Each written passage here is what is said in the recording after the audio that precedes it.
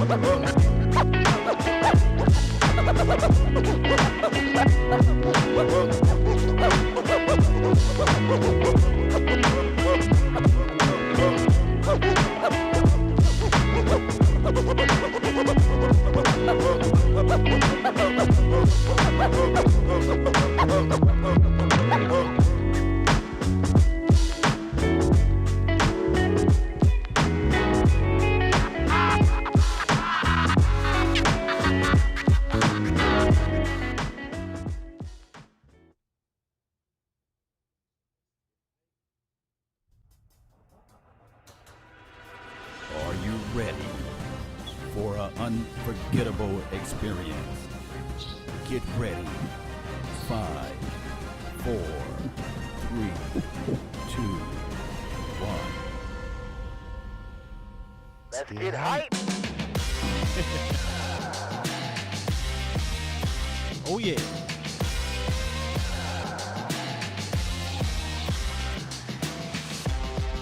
Welcome, Cowboys Nation, to another episode of the Late Night Hype.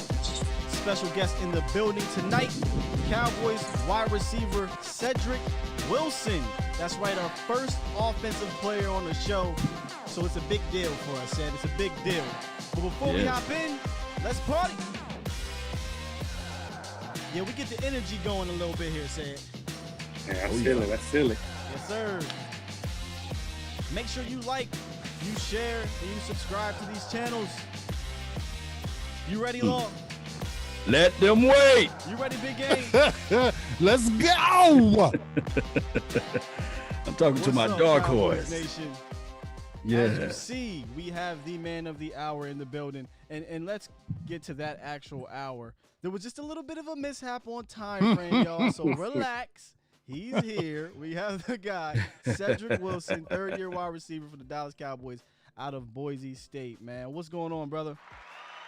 What's going on? How y'all doing? We are good, man. We are good. We are blessed. We are trying to stay positive, trying to stay upbeat during crazy, crazy times. But before we get into things, we really appreciate you coming on, joining us, man. Real rap. Hey, no, I feel it. I appreciate y'all having me. Yes, sir. Yes, sir. So like we was talking about beforehand, off air, how are you? Anything new? How you handling all this stuff going on with the COVID? Are you able to stay up on your training? I know, Law, you got a little something about the trainer, about the coach. Yeah. We sure do. But we want to let you go ahead and put it out there first, Sid. And I believe you've been working hard this off season. Yep. So I want the nation to know how you've been doing with that, Right. Yeah, I mean, like you said, to the COVID, I mean, just staying out the way, staying clean, but at the same time, I mean, in my profession, you can't just sit in the house and wait for jobs to open back up. So, I mean, I had to get out the house a little bit. Got get some good work in, usually 2 times a week with Coach Bird. Well, you know him. So just keeping my feet going, especially coming off the injury, but definitely keeping up with him, finding the field and finding work. And then my PT, just getting my knee back right. Keisha, a lot of people know her in the league, but she's out here in Texas, so she got my knee back right. And then other than that, just chilling with the fam, man. This is, we do get to play. It's a long season, and we're away from a lot. So this is the time for off season, keep in shape, but get into it with the family. Absolutely. Oh yeah. And a lot of things that Coach was saying, and also when I was looking at some of the clips there, you working in and out of your breaks, and especially at the top of your route. Do you feel comfortable now going in and out of your breaks and running those routes and these sort of things? Yeah, I for sure feel comfortable. I mean, what he's teaching me is good work. I mean, I ain't gonna share all his techniques on him. If you want to get his work, you got to hit him up and get it. But right. I mean, Smart guy. he just teaching me a lot of stuff that I need to know that I didn't really know before, or I didn't know the depth of it. But yeah, definitely getting more and more comfortable with the work I'm getting in. Definitely need to get more consistent with it. I be in and out. But yeah, he got me feeling comfortable, especially at the top. Yeah. Yes, indeed. Absolutely. Man. Hey, I got a quick question for you, Sid. Go ahead, James. I just want to ask you, what's your thought pattern? You came in as a 6th-round draft pick, and then obviously you had the injury, had the shoulder injury, which knocked out your rookie year.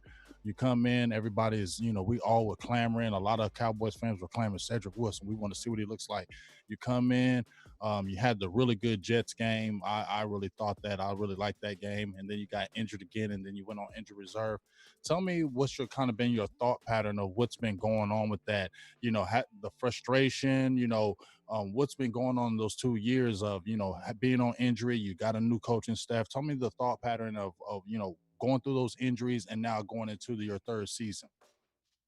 Yeah, I mean, injuries come, with the game. So, I've been injured before, starting all the way back to high school. So I feel like, I learned how to handle it there. But it was definitely different coming in off my senior year, playing 2 years straight at Boise, and obviously putting up great numbers there.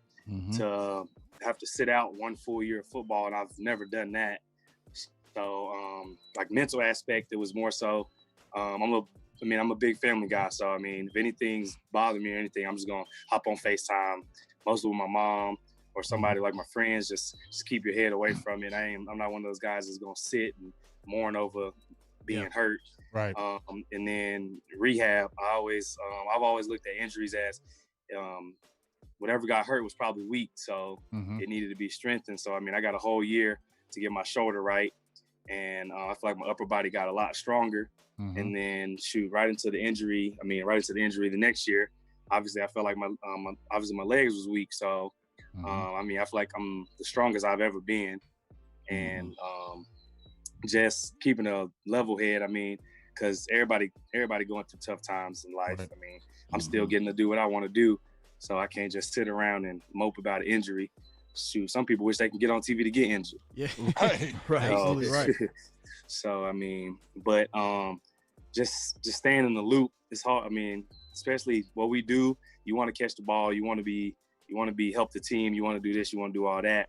But at the end of the day, you got to put your talent out there, and that was probably the biggest thing for me. Like, I feel like I ain't got to put my talent out there yet, and and everybody know in the NFL is not for long. So I feel like I just gotta time gotta hurry up and come. So that was mostly the things that I worried about. But I can't control time, so all I can do is work and wait for the work to pay off.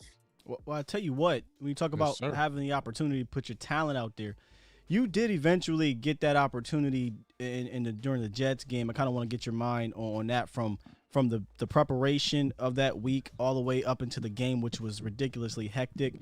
That was your time to, I don't want to say shine, but that was your time to kind of step up, and you did. You got your most targets during the season, your most receptions during the season, and we got to see a little bit of versatility. I went back and watched some of that film, and you were in the slot some, you were motioning some, you were doing some of the things that honestly they asked Cole Beasley to do in the years past a little bit in regards to moving around and those quick whip routes, the breaking out routes.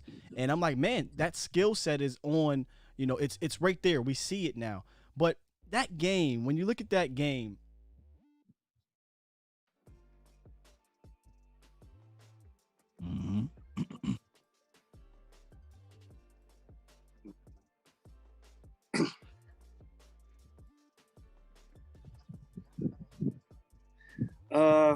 for me, I can't speak on everybody else, but for me, obviously I'm not happy those guys are out, because I learned from those guys, especially Cobb, trying to play in the slot, learn from him every day. And then not knowing that Coop was actually going to go out, I had the mindset that if anybody gets tired, I'm going to be right there to help them to fill in right for when they get back. And I think he goes out like the second drive. Quick. And coach is like, quick. Coach is like, I believe in y'all, and we do it every day in practice. So it wasn't no like nervous factor or anything. And everybody's like, I feel like you did good. I feel like I was out there like Bambi. I feel like I ain't have my legs under me really. But it's still, I mean, I obviously caught everything that was thrown to me, but I feel like that still wasn't just like my natural play. Even as like good as it looked to others, I feel like it wasn't completely natural to me. But I was just happy to get the opportunity to showcase a little bit that I had in that game, and she was just ready for the next one. Yes, that was a great game, man, for you to exhibit and show out there. That was a crazy call, that game, that I wish we can get back, because I think that if he wasn't, you already know, offensive pass interference. What was going on in your mind? Because you were looking at it like, hey, I did exactly what was textbooks. Now all of a sudden they pass interference on you. I think Jason Witten caught the ball. It was a touchdown. We all thought that it was a good play. How do you feel about that call there? I mean, last year's receiver coach Sonny said you can't leave it to the ref's hand, but I mean, I don't know what the difference is between getting off for jam release and bumping it to somebody else versus they're saying I picked him, which shoot, I wasn't trying to pick him. I'm trying to score my own touchdown. Right. So, I mean, I guess it was just wherever the ref was standing at. I mean, he probably just got a glimpse at it, and I mean, if he didn't call it, then they would be mad. If he called it, we'd be mad. So. And it was just he was a hater, Cedric. He was a hater, Cedric. We're going to stick up for you, bro. That call was atrocious, and honestly, I think it affected the game massively because we didn't get a touchdown on that drive. Changed everything. Right. Yeah, I mean, definitely. I think we sent it in. They said that shouldn't have been called, but I mean, it's just something that you can't take back once it happens. And as a player, you gotta kind of get forget about it and move on. As fans, we don't do that. We get pissed off, and we're gonna mope about it for the next week. And when I went back, like I said, and watched the tape again, I'm like, how in the hell is this a penalty? They literally crunched you. Right. You didn't even get your hands up. It's just crazy, man. It's crazy. I don't want to keep going on about it, but it angers and the craziest thing of it all is that, and I'm not throwing any salt or hate, NFL Network or ESPN. Yes, you are. I'm not trying to do that today. Go ahead and do it. Throw the hate. They would never ever bat for you on that type of situation. They would say, hey, the Cowboys lost. They couldn't move the ball down the field. It's all Dak Prescott's fault. It's all this person's fault. It's this and that. But I'm glad you are able to make the clarification for the nation and let everybody know that they sent that in and it was actually a no call. Right. I mean, it happens all the time. Everybody make mistakes, but hey, we just got to keep playing ball. That's our only job. You've been talking to McCarthy and Kellen? I mean, we have our little Skype meetings that we're doing for the virtual since obviously we can't do OTA since the COVID. But we get in, we do our little meetings. We keeping up as much as we can with everything going on. I'm ready for them just to let us back in the facility because it's hard to do all this Skype and stuff, especially with football. Yeah, it has to be where we've asked pretty much everyone that's come on that's just playing. How are you handling this virtual meetings or the Skype or Zoom? I'm not sure which one you guys are doing.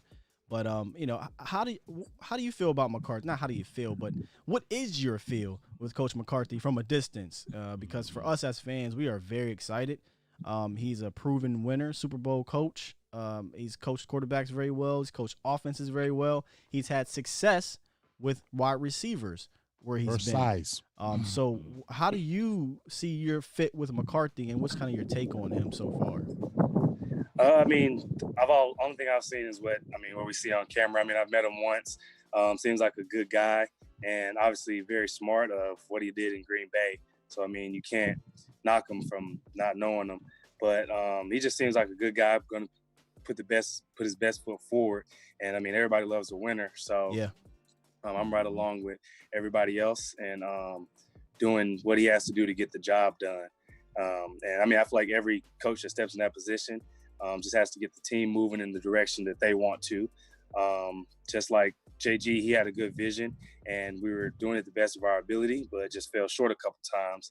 So I think we just got to pick back up because I mean it's a pretty up and down game, and I feel like you just got to follow the plan until the plan starts to work. And I think McCarthy's coming in with a great plan, as we can see through our videos that we're watching and preparing for.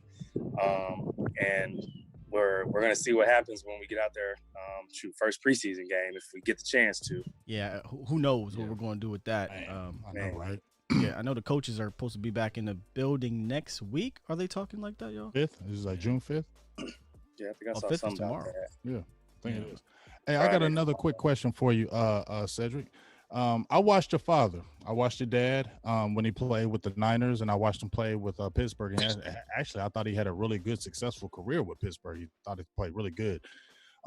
You growing up, your dad played receiver. Was that an influence on you growing up, seeing your dad playing a professional sport and playing the receiver position? Now you're playing the receiver position. Did he kind of influence you to go that route, or was it kind of just like, I kind of raised up in it, and I want to kind of go this route? Tell me how that was with, you growing up as a kid and knowing your father played NFL. Yeah, I mean, it was like yesterday. I mean, I don't really remember the Niners that much because I was young. So I think I was like in 2nd, 3rd grade, but definitely Pittsburgh. I mean, I didn't really look at it because I didn't really watch sports when I was younger that much. So, I mean, everybody around me knew like, oh, your dad's in the NFL. I'm just like, okay, I'm trying to go outside and play. I ain't really worried about all that. Right. But, he definitely didn't. I mean, he never influenced me in any way, just like I'm going to do with my kids. He never influenced me with any sport. I feel like he actually wanted me to play baseball because that was my favorite sport growing up. And he definitely pushed me in that because, and now I understand being in it, why he pushed me towards baseball. Because football they get paid. They get paid big money and they ain't got no salary cap, said. Yeah, for sure. Definitely. That was definitely probably one of them. But yeah, growing up, I mean, I've always played baseball, and definitely that's what I wanted to do. Shoot, I'm probably all the way up until 18, 19 years old. That's what I wanted to do. You're the second person that said that. Yeah, Luther Kirk was another baseball player. Who was your favorite baseball player? My favorite baseball player. I've switched so many growing up. I'm trying to think. Mine was I like the Braves. So Chipper Jones was my guy. I think it was like McClellan or something. He was like a center fielder for the Pirates at the time, I think, or something like that. Long dreads. The dreads, yeah. Help me out in the chat. I forget his name. McCutcheons. I can't remember his name. McCutcheons, that's what it is. McCutcheons, yeah. That was my favorite player growing up. I mean, then obviously the idols like Derek Jeter, but that was like one of my favorite dudes watching. Because I went to a lot of Pirates games, Steeler games, being out there. But yeah, I think when I went to JUCO, that's when I decided that I was gonna give up baseball because I was actually gonna play it there. I was gonna try to play both football and baseball at junior college, and then let it go. That whatever one don't want to pick me up from D1, go from there. But I had a really good season my freshman year of football, and I was like, I mean, a lot of people don't know what Coffeyville, Kansas is, but I wasn't really trying to stay there for 4 semesters, so. Man, it's in the middle of nowhere. I know where it's at, big dog. I gotta wonder if your baseball background, has an effect on your game because coming out of college, out of Boise State, one of the first things I noticed was, man, he tracks the deep ball really freaking well. And now listening to you say that you were a baseball player, I'm like, I wonder if that helps with that skill set. What would you think your best skill set would be here under McCarthy, or what skill sets do you think they could use this year? Is it your versatility? Is it your your length? What would it be? Yeah, I think my key factor is definitely probably versatility. I mean, because not only like baseball, I play quarterback, so when I'm learning, like I can pick up pretty much anything fast.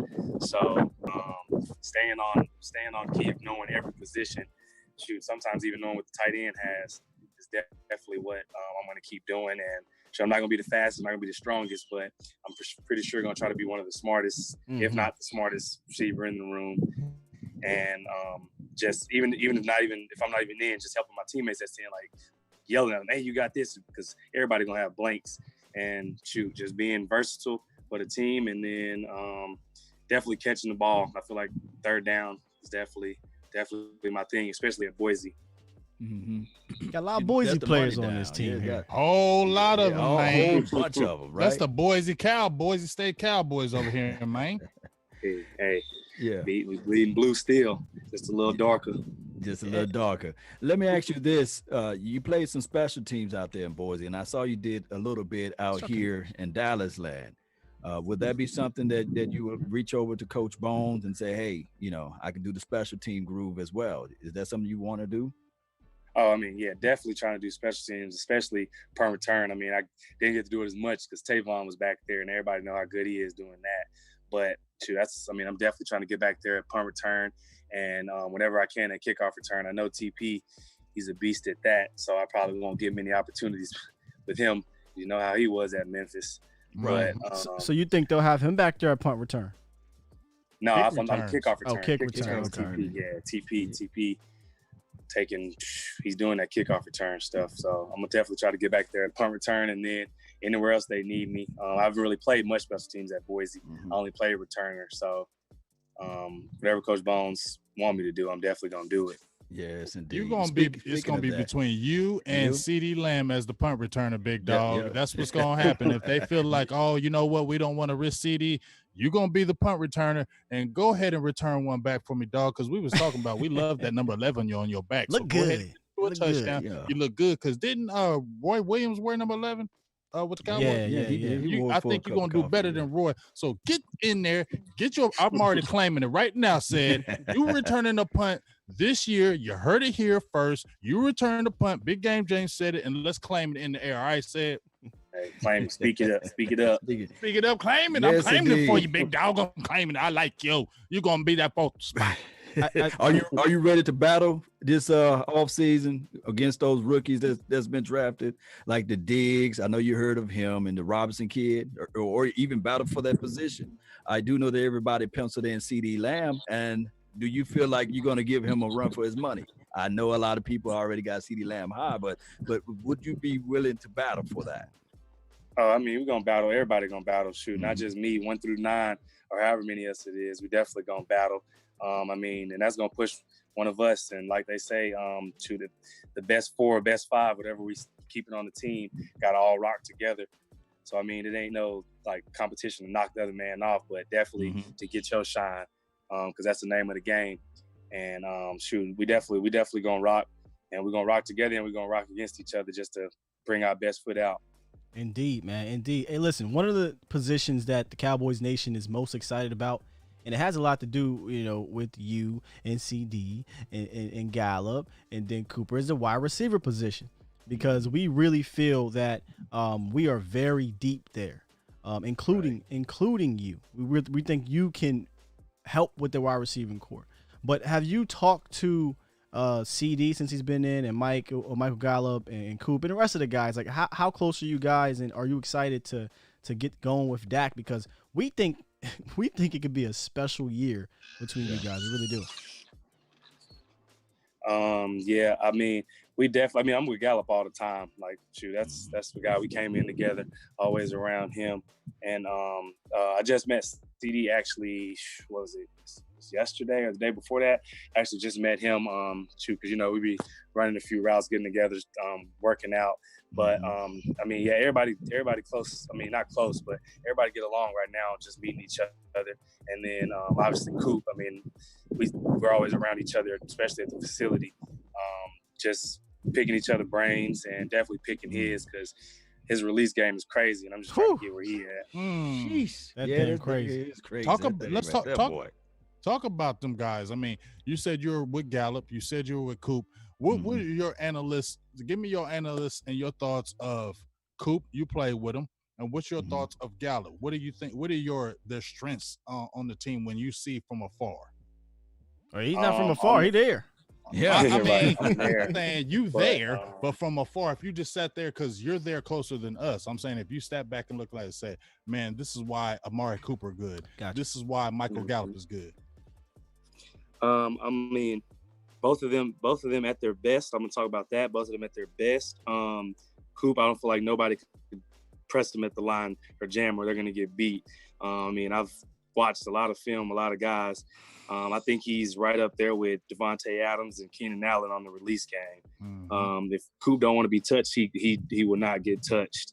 And I think, I mean, it goes back. I'm gonna branch off a little bit. It goes to a lot of the Alabama guys. If you just watch their release period, he just has it, the quick twitch, the snap. You don't know which way he's going. He knows where he's going.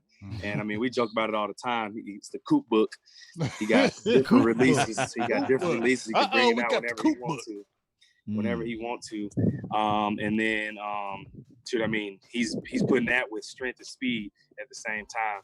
So I know a lot of people be talking down on him, but I'm putting him at the top of some of the receivers in the league when he's at his best. Obviously, I know he got through a lot of injuries this year.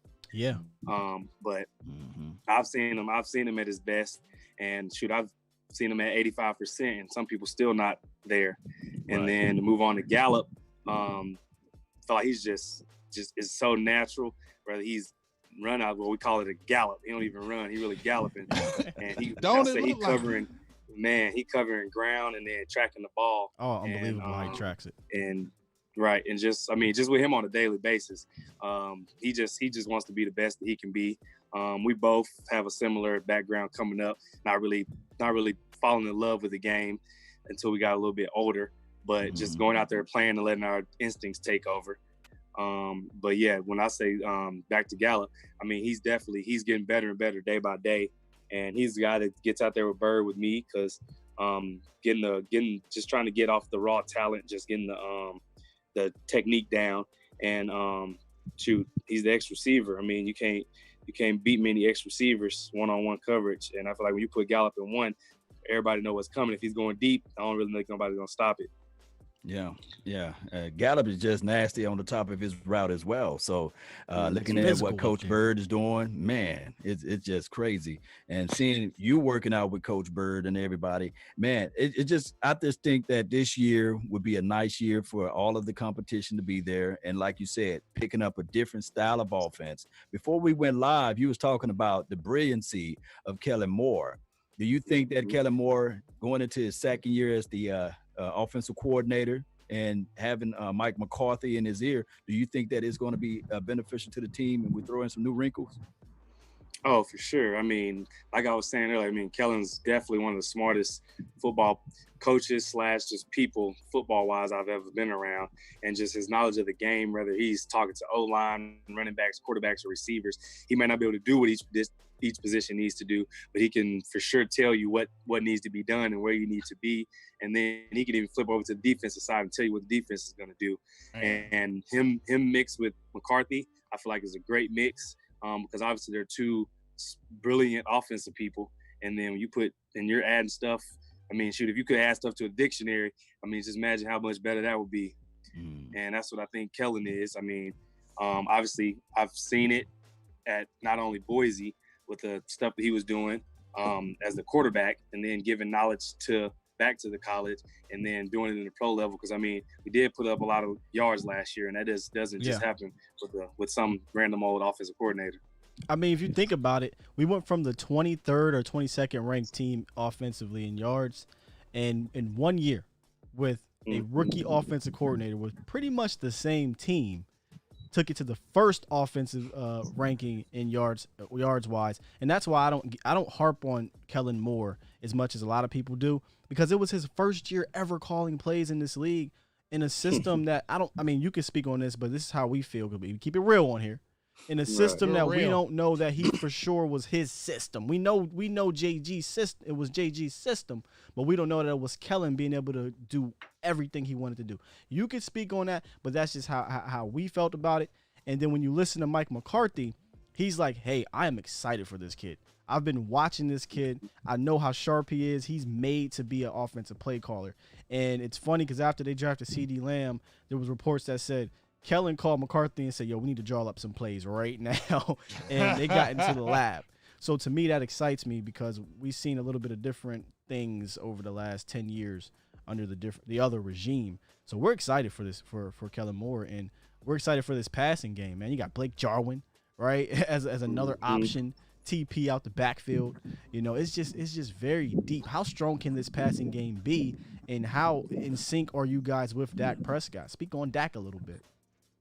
Oh, I mean, yeah, we still working with Dak as the weeks go on, most of the time 3 times a week. And I feel like him along with everybody else is just getting better day by day. And I mean, obviously he has a lot more stuff to be worried about outside of working out. But I mean, he's a professional quarterback. So, I mean, he knows how to handle it. But, I mean, all that goes away when you snap the ball. And at the end of the day, I mean, I feel like he's a winner. Everybody may not like him or talk bad about him or not bad about him, down on him, and It's crazy what he needs to to me. do better. What he needs to do better. But to me, I'm like, who else would you rather put in this position? Exactly. Like, Right. what would you, and then, I mean, the way he's moving the ball up and down the field, like he can't throw the ball, catch it, and run it. Like, I feel like he's doing his part. Talk to us, Talk said. to him, Talk said. to us, Yeah. said. Talk to the people out there. Says preach right now. Go ahead and throw your preacher uniform on right now, big dog. I'm trying to.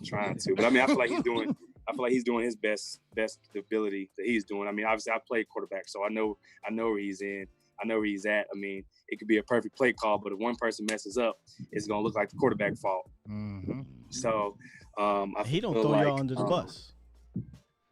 He you said don't what? throw you, he does not throw you guys or anyone really on the team under the bus if there is a mishap. He goes out there after the game is over and says, "Hey, I got to be better." That's the first thing he says. Right. Oh yeah, I mean, yeah, that's Dak for sure. That's Dak for you. I mean, he's the QB at the same time, so nobody wants to hear their QB or their football team blaming on somebody else or We've seen giving that. some crazy accusation. It's not his fault. Yeah. But Go ahead. I'm sorry. no, go ahead. What you about to say? No, I was gonna say a lot of people see what Dak Prescott do on the field. I think that it would be beneficial to us if you could shed some light what Dak Prescott do off the field or in the locker room, basically. Can you showcase some of his leadership qualities that he brings to the table from your point of view? Yeah, I mean, I feel first off, I mean, it's not like I think we're all grown. We're grown men, so it ain't really no leader here. I mean, obviously he's a leader of the team because he's the quarterback, but I feel like you gotta as simple as it may sound, is you just gotta be cool, gotta be friends with everybody. You can't be walking around like you're better than nobody. And I feel like he does that the best. I mean, obviously in our locker room we be shooting the hoop or whatever, and he's in there with us doing it. I haven't been on any other pro teams, but he's not the quarterback that's just always up there with the coaches, being around the coaches. He's in there with the guys. And I feel like that's the best thing. And I mean, like, I don't know about other teams, but I know we're going to ride for our quarterback. So, and I feel like that's the best thing you can have in a quarterback. Say it again, can you say that one more time? Say you ride for our quarterback. Can you say it one more time? QB. There you go. He said he riding. They all ride for him. So y'all haters, leave Dak alone, man. You heard said on the offense said we riding. Man, haters keep coming. I feel like he played better when the haters talking. There you go. Yeah. I like you said. Get this man said turn up this year, please. please. Number 11 just going to be just scoring it up and doing it up, man. Hey, before we get you out of here, earlier we mentioned the Boise State connection, man. And as fans, we've noticed over the last, really since about 2012, the Cowboys had an affinity for drafting guys out of Boise State, including yourself. Is there kind of a Boise State brotherhood per se? Are you guys a little bit closer because you're all alum and probably the most players that are alum on the team and with that squad? So is there kind of a brotherhood, and do you guys kind of get a little bit of a Big Game James like this one. A little leg up with the last regime. Yeah, you had a leg up. I said it, leg up. You got a leg up, said you damn near drafted all you said Boise State players. Y'all got a leg up. Talk about it. Tell the truth. I mean, shoot, I don't really know about all the drafting politics and Right. Is that the goal? Is that the goal to go in and get Boise guys? But I mean, definitely close because I mean, a lot of us that went out there, besides probably Layden, we never even been around Idaho. So I feel like it's more of those things that we had a similar struggle. I say, even though Boise wasn't a struggle at all, we just had a similar upbringing in Boise for some people were there for. I know me and Law were only there for 2. I think Law made it. Yeah, Law there was for 2, I think. But definitely close in the room. In the locker room talking about it. But I think everybody kind of had their partner. I think like me and Layden, I think DT and Law played together. I think Crawford and Kellen, like everybody had their group. We all didn't play together, obviously. But no, it's definitely, if everything gets riled up in the locker room, it's definitely Boise State. Ain't nobody going against us. It's all eight rocking together. Yeah, we didn't even mention LVE. LVE right. was like a sneaky Crawford. Crawford, you got all them guys from Boise State is just crazy, man. That's just wild to me that boy.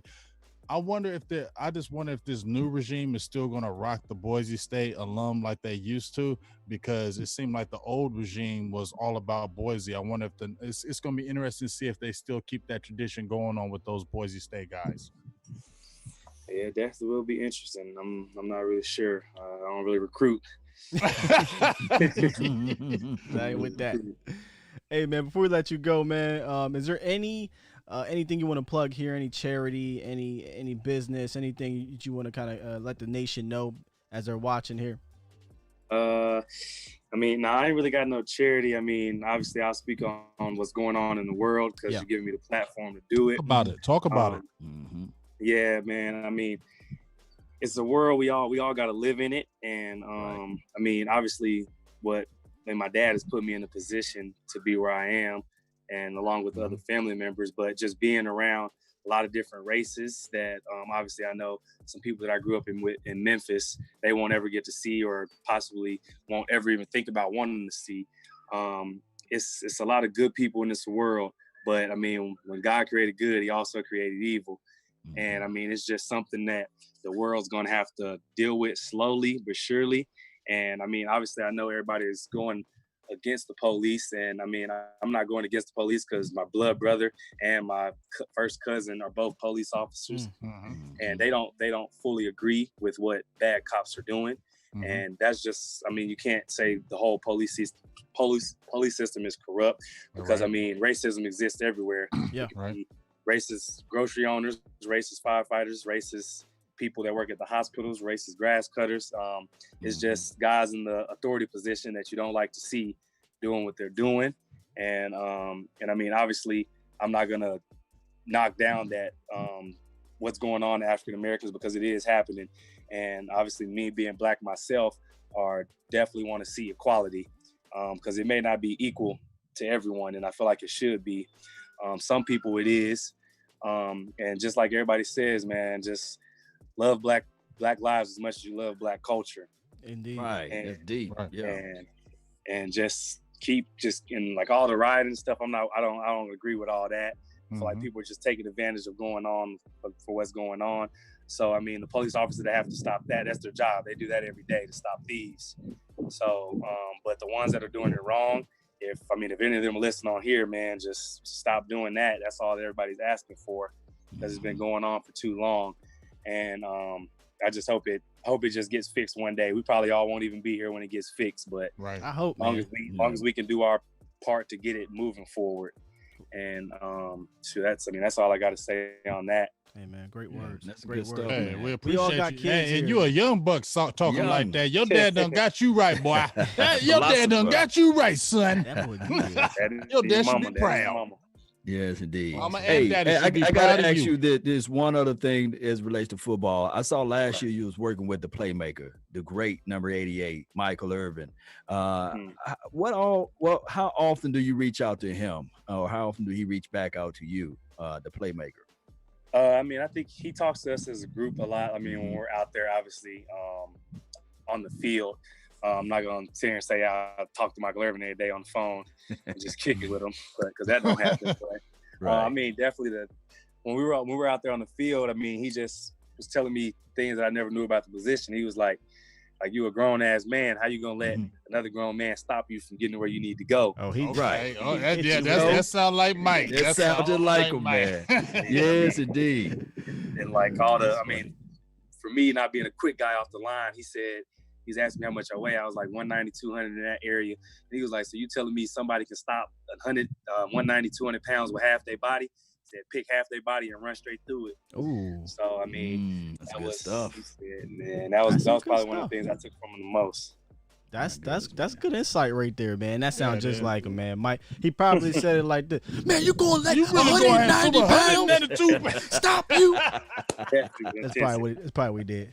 Yes, indeed, man. Hey, said, Appreciate man, you. we really appreciate you coming on this show, man. I'm probably speaking on behalf of them as well, but it was awesome, brother. It really was to get your insight and to have you on here. I appreciate that, guys. You want to give your salutations to him here? Yeah, I just got two things. One said, I want you, if you can say, hey, shout out to my Mama T, just say shout out to Mama T, because I told her I was gonna give her a shout out today. Right. Give her, say Mama T, shout out to Mama T.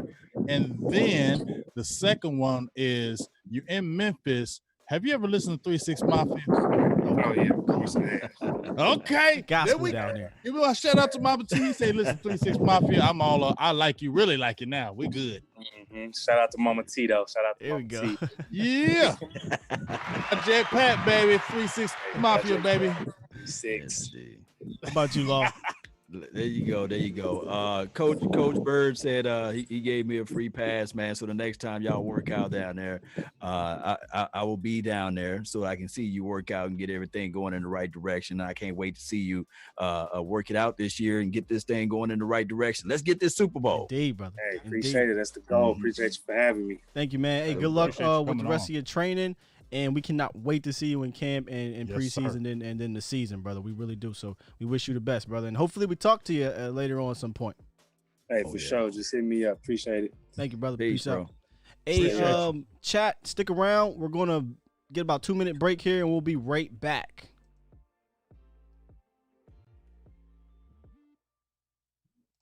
Yeah, that's good stuff, man. You get some good answers, man. Good answer. Good answer. Good answer.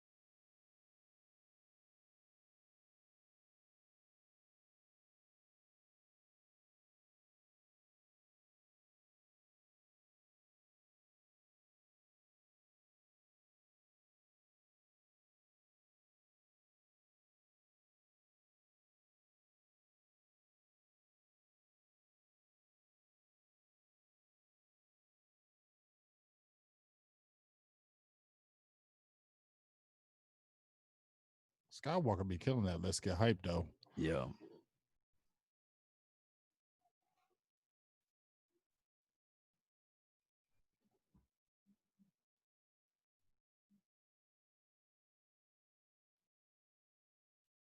Yeah. If you're still around, hanging out, Appreciate you. That was a great interview we had there from Cedrick Wilson, y'all. He was a pretty sharp guy. Pretty sharp guy, y'all. Yeah. That's what happens when you got them glasses. Yeah, he had those glasses on. So what smart guy? So what you're saying is, You're a smart guy. thank you very much. You're smart. I don't know. We had a little snafu with the audio there, but everything good with the audio now, y'all. We straight. Yeah, I'm glad they can hear you because they was hitting me up. You know, I sent the text, sir. I think I mute my mic sometimes so y'all don't be hearing these clickety and stuff, and I might have left. Like, where's Sky at? Yeah. Are you? Did you switch the mic over? Let them wait. The mic. If y'all heard the music, the mic is over. That's why I see somebody said, "Where the music at?" There was a bit of a snafu, but we got rid of the snafu. The mic, I believe, is switched over because we're going to put the reason why we're talking about the mic being switched over, y'all, is because we're going to have the call lines open. So therefore, let me go ahead and open up the lines. The lines for your minds. For your mind, yeah. One time for your mind. Yes, hey, so what y'all take from the Cedric Wilson interview? How you guys like it in the chat? And we'll go down the line here on the panel and see what you guys took away from that. James, you want to go first? Or you Yeah, want because me? you know I can't top you, Law. Man. I mean, me personally, what I really took from Cedric was I feel like he's an articulate guy. I think that's what I took away from him. He's a smart, articulate guy.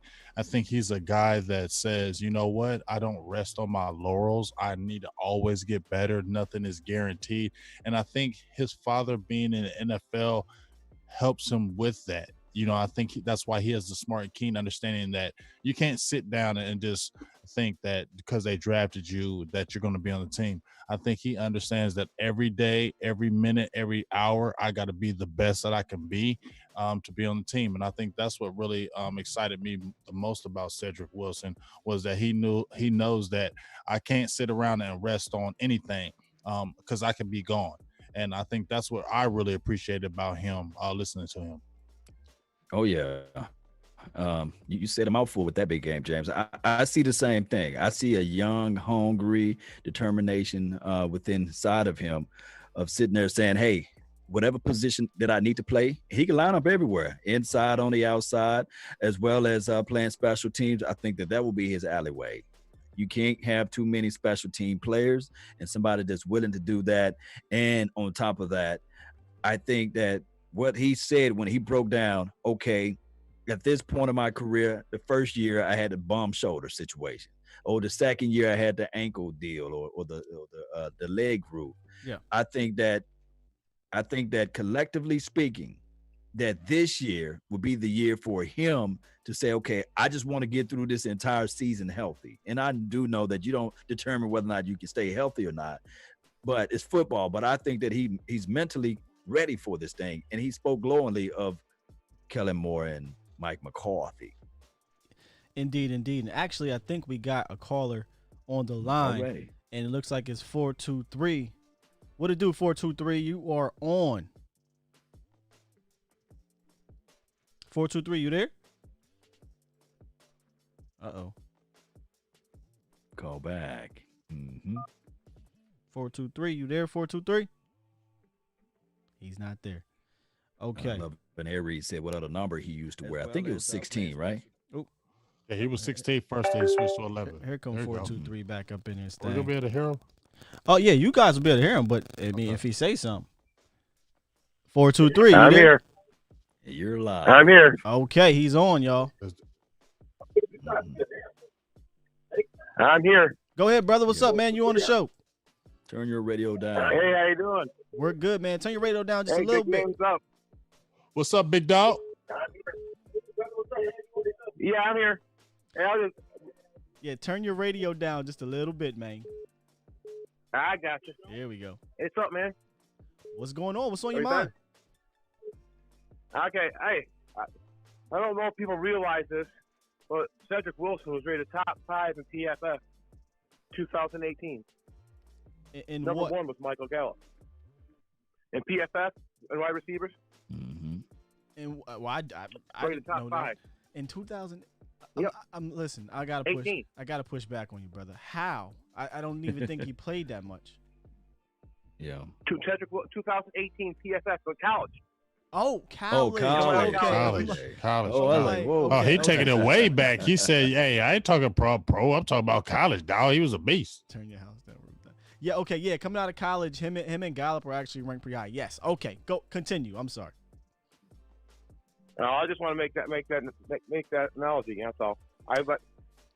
You look at a great wide receiver. I watched him as a lot of his highlights and a lot of the scouting reports. That's all. Yeah. That's all I got to say. All good, brother. Hey, thank you for calling appreciate in. you. Yeah, Appreciate man. you, man. Said coming out and Gallup coming out were two pretty damn good receivers. I know Right. you love Gallup coming out for sure, but when we got Say later in the round, I went and looked. I'm like, dang, how he come down to the 6? He pretty damn good. But Shoulder obviously, injury. like he said, he's not elite at any one thing. He has to kind of beat you other ways as well. And I think we're going to see that. Yeah, Michael Irvin worked out with him a lot on getting off the jam. He's not that great at getting off his release, and he mentioned it earlier on the show. So I think that when you add a little more extra weight on, you get a little more strength, and I think that he can figure out ways to win off of that jam. And we'll see. Indeed. Hey, we got 409 for your mind, as my boy likes to say, Law Nation. What's up, 409? You on the line? Hey, what's going on, y'all? This this Angel from Beaumont, man. What up, Angel? Kind of enjoying calling in on y'all guys, man. Hey, thanks, Angel. Appreciate What up, you, Angel? Nah, what's going on, big game? Chiller.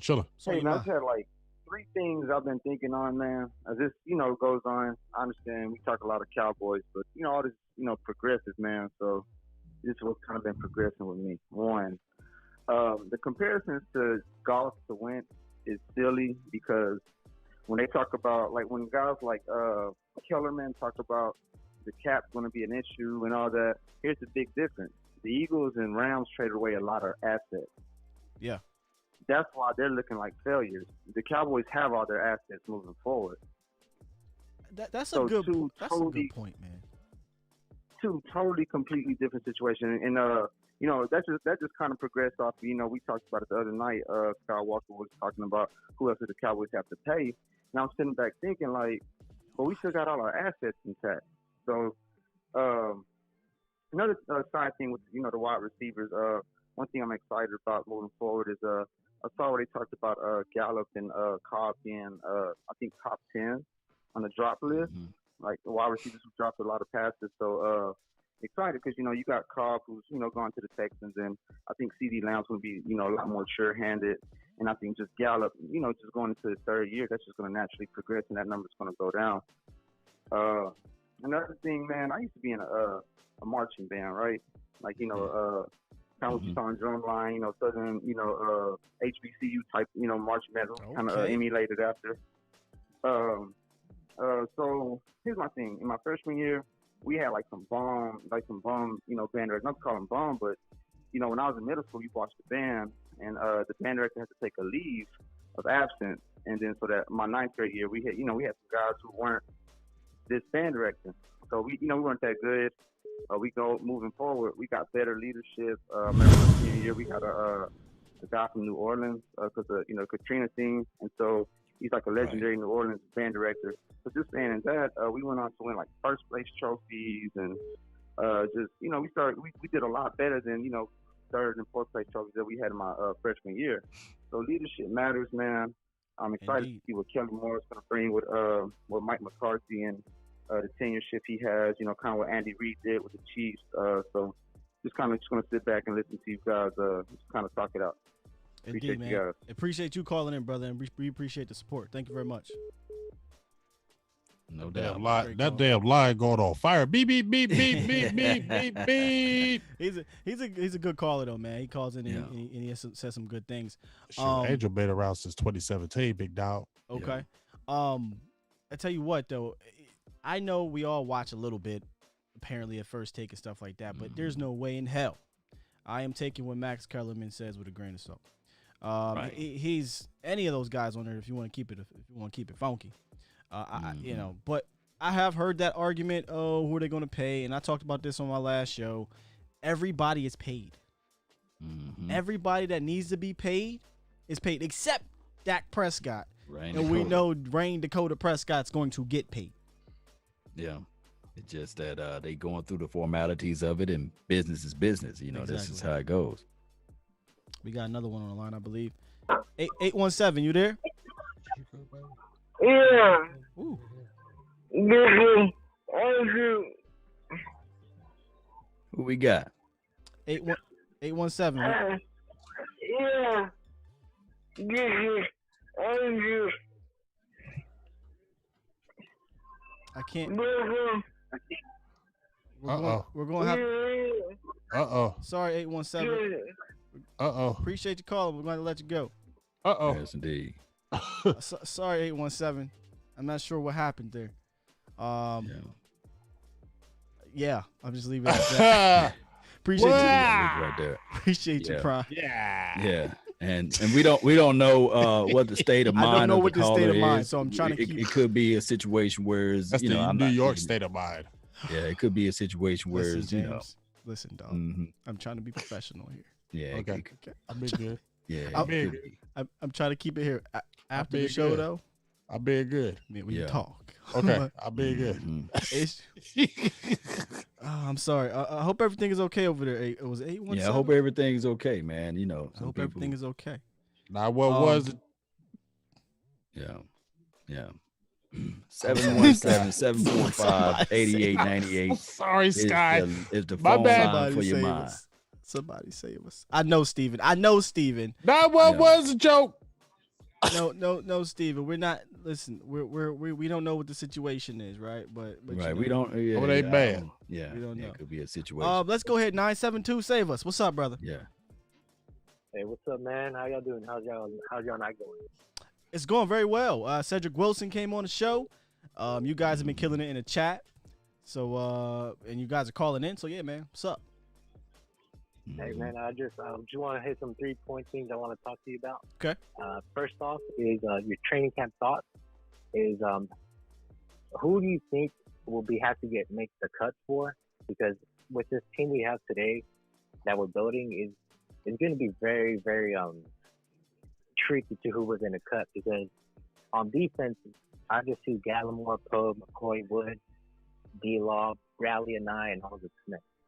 And for wide receivers, I only have Gallup, Cooper, CD, and maybe a fourth to fill in the rotation.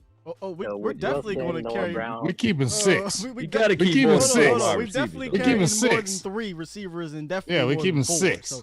So who's your last? At least 2 out of those 6. Cause Yeah, so that's what my point is. So I know Wilson has a. I know you're he saying can those switch are the out with guys that Gallup are at going to times. make it Oh, okay. Oh, okay. for sure. Yeah. Like you're Yeah. for sure positive. Okay, I Mhm. got you. Maybe I know Wilson for sure. CD, he was. We're gonna have to find maybe a Noah Brown, maybe because he's a hit or miss at the ball at times. Wow. Yeah, But that Noah. Right. I don't know.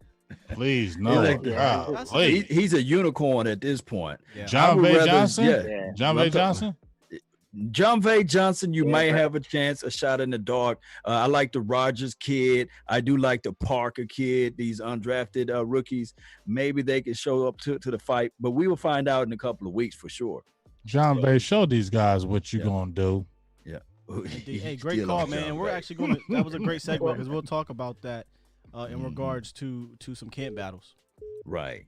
Yeah, no problem. And then I just want to know, do you think with this head coach, you think we're going to be more upbeat? That's my only question. What do you Both mean? defense and offense. What do you mean upbeat? Up-tempo. Like for Oh, defense, yeah. are we going to Yeah. go after the attack? So my thing is, Okay. are we going to Mhm. attack the gap and make the QB uncomfortable in the Yeah. pocket? And on offense, are we going to go back to the 90s where it's just Oh, no. 127% of speed? You know Right. how Jimmy Johnson likes it. Right. Nobody on this team is from the 90s regime. man. Yeah, that's outside that's of all we Lee thought. Millett. And y'all have a great night. Thank you, Yeah. brother. Appreciate you Yeah. calling in. Yeah. Yeah, I do not think we are going to fall into the 90s Jason Garrett thing we did the last 10 years. Again, like I keep saying, the fact that our guy, Kellen Moore, contacted head coach right after we drafted CD Lamb tells me that we're not going to have the same type of shit we've seen the last decade because he's already in the lab trying to draw up different plays. Yeah. We have not seen different plays in the last 10 years. We've seen the same plays, different players. That's it. And people fail to realize, like with influence, as much as we loved what Kellen Moore brought to the table, I think that Jason Garrett still had a lot of influence over him on how to construct a playbook and what plays should be called. I think we heard of this noise before, even with Scott Linehan. You know, it was still a Jason Garrett system with in the influences of a Scott Linehan. Well, we can remove all of that now. We got a Mike McCarthy. I think that he will help out in the red zone, money zone, green zone. And I think, yes, this defense will be more aggressive on the defensive side of the ball. And I don't think that this offense will be what we've seen in 10 years from now, 10 years ago. And I think that everything will work out. Some people in the feed are saying we're sleeping on, some people are sleeping on Jon'Vea Johnson. Thank you. That's your dog right there. Thank you. When we call the game, when we go play by play, and when Jon'Vea Johnson scored a touchdown, I want to see you go. No, I want y'all to say it. I want y'all to say it for me loud. When Jon'Vea Johnson makes the squad, I want you to say it loud.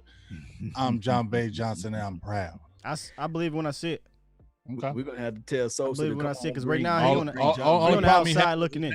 All the problem he had was his hands. He on the outside looking in. Y'all want dudes on this team that can't catch. I'm good. Okay, but that was only his rookie year. There's a lot of people that can't catch. Show me some receivers that's on the squad right now, big bro. I'll take Devin Smith over Jon'Vea Johnson. I'll take Cedric Wilson over Jon'Vea Johnson. Yeah, but you can keep six receivers. Bryan over Jon'Vea Johnson. I ain't keeping no Ventrell. Ventrell Bryan got a touchdown. He got a touchdown. He did nothing. Ventrell Bryan got a touchdown. He's a CJ Goodwin of the receivers. Ventrell ain't did nothing. And what does Jon'Vea Johnson did? Same thing Ventrell did. Lie. Ventrell. Like Bryan I said, if he gets his hands together, you're gonna see. If he gets his hands together, I can say if freaking it's Dak 1 year, dog. T.O. played on the daggone team and had 15 drops. Don't tell me about that. Okay. And Amari Cooper had Michael Gallup had 11 drops. Don't tell me about nothing. So Jon'Vea Johnson is now. Listen, trying to hear what you telling me. Jon'Vea Johnson is now T.O. I didn't say it was T.O., but what I'm telling you is some of the top receivers had drops. It's my turn. Yeah, I don't care if it's your turn. It's my turn. Yo, wild over there. Listen, man. Don't ever put T.O. Michael Gallup. I didn't put them with them. I said they had drops. So if you're going to talk about drops, you see some of the best had drops. So it's normal. All right. I believe when I see it. Yeah. My dog said gonna show up this year. Him and CD. So we don't want to see Jon'Vea Johnson. I'm gonna get Jon'Vea. We don't want to see nobody. I'm hollering at Jon'Vea. I'm gonna get your ass on this show. I'm gonna tell him the same thing. I believe it when I see it, Jon'Vea. That's cool. Yeah. Let the nation speak. Who all in the chat box? Do y'all want Jon'Vea Johnson or do you want? Hold on, we got 9-10. Yeah, y'all go ahead. Jon'Vea Johnson or who was the other one? Ventrell. Oh, man, you know they're gonna go for the flash because they ain't seen him. Oh, okay. The Flash. Hey, where we at? 978. I'm sorry, not 978. We got a call online, goddamn. Who's on the line? I'm sorry. Who's on the line? New Curry Skywalker. 9 Dime in here. What up, Dime? What up? For your mind. What's up, Lala? What's good? What's up, Big Plate James? What up, Big Plate James? What's up, Cuzzo? 2 up, 2 down. Ain't no change. Yeah. We just shout out to Travis Frederick for freeing up his $7 million for our quarterback. Thank you. And Stephen Jones is the restructure king. So who y'all think is going to be some restructuring of the contract candidate next year to free up some more cap? That's a good question. Who do we think? Well, there's triggers in a lot of these guys' contracts. Can we drop Crawford's money? It's man, you got. Well, I think Crawford, he's gone next year. So you're saying who will we restructure? I'm thinking about Zeke. I think he might give Zeke some more. D-Law, look for D-Law. D-Law got that. Escape clause. He's in around a $20 million range. So very possible D-Law could be restructured. And I don't think they're going to touch Cooper's because Cooper got a beautiful out in year 3. So right, he does. Yeah, he got a beautiful out in year 3. Yeah, that's when I think they'll re-up Gallup. And that's possible. If Gallup shows to be that man. Quite possible. Do it on the front end. Don't let them. It's Don't gonna let them get look at tricky that in that market. year 3. That's why we got this little 2-year plan, because the numbers are just gonna get higher. But I mean, we got to give a shout out to the Fred Beard for giving his quarterback $7 million today. Wow, I'm seeing the big $7 push. million. We're gonna miss him though. $7 Yeah. million Yeah. out the blue. I mean, we can use that on some more, you know what I mean, reinforcements. We're gonna talk Everson about Griffin that. or We about to whatever. talk about that. Yeah. We definitely Most about to talk definitely. about that. That's my time. Y'all brothers be safe. Appreciate Y'all you. brothers keep it up. Hey, appreciate you, dog. brother. Hey, Miss T, I see you Teresa, trying to keep get in calling. here. Miss Yeah, T, Mama T. What does it start Keep with? calling, Mama T. What's the zip code? What's the area code, Mama T? Yeah, you gotta give me the area code. I can see if I get you in here. 10 get you in. Shout out to you, Loving A. Reeds, for Shout out to dropping that Lovin' A. Reeds. $10. Damn, T said I gave up. And Nah, he Jimbo said, asked, "Where'd you send that to, Jimbo? I can see if anything came through." Yeah. Yo, so he's talking about the extra $7 million. Here's the interesting thing about the extra $7 million. Talk to me. You got that right, and you can potentially cut Crawford, and then you free up another 8 or 9 or whatever it is. You're talking about over $15 million that you could put to somewhere else. You know they ain't cut no damn Crawford. Who want $15 million a year?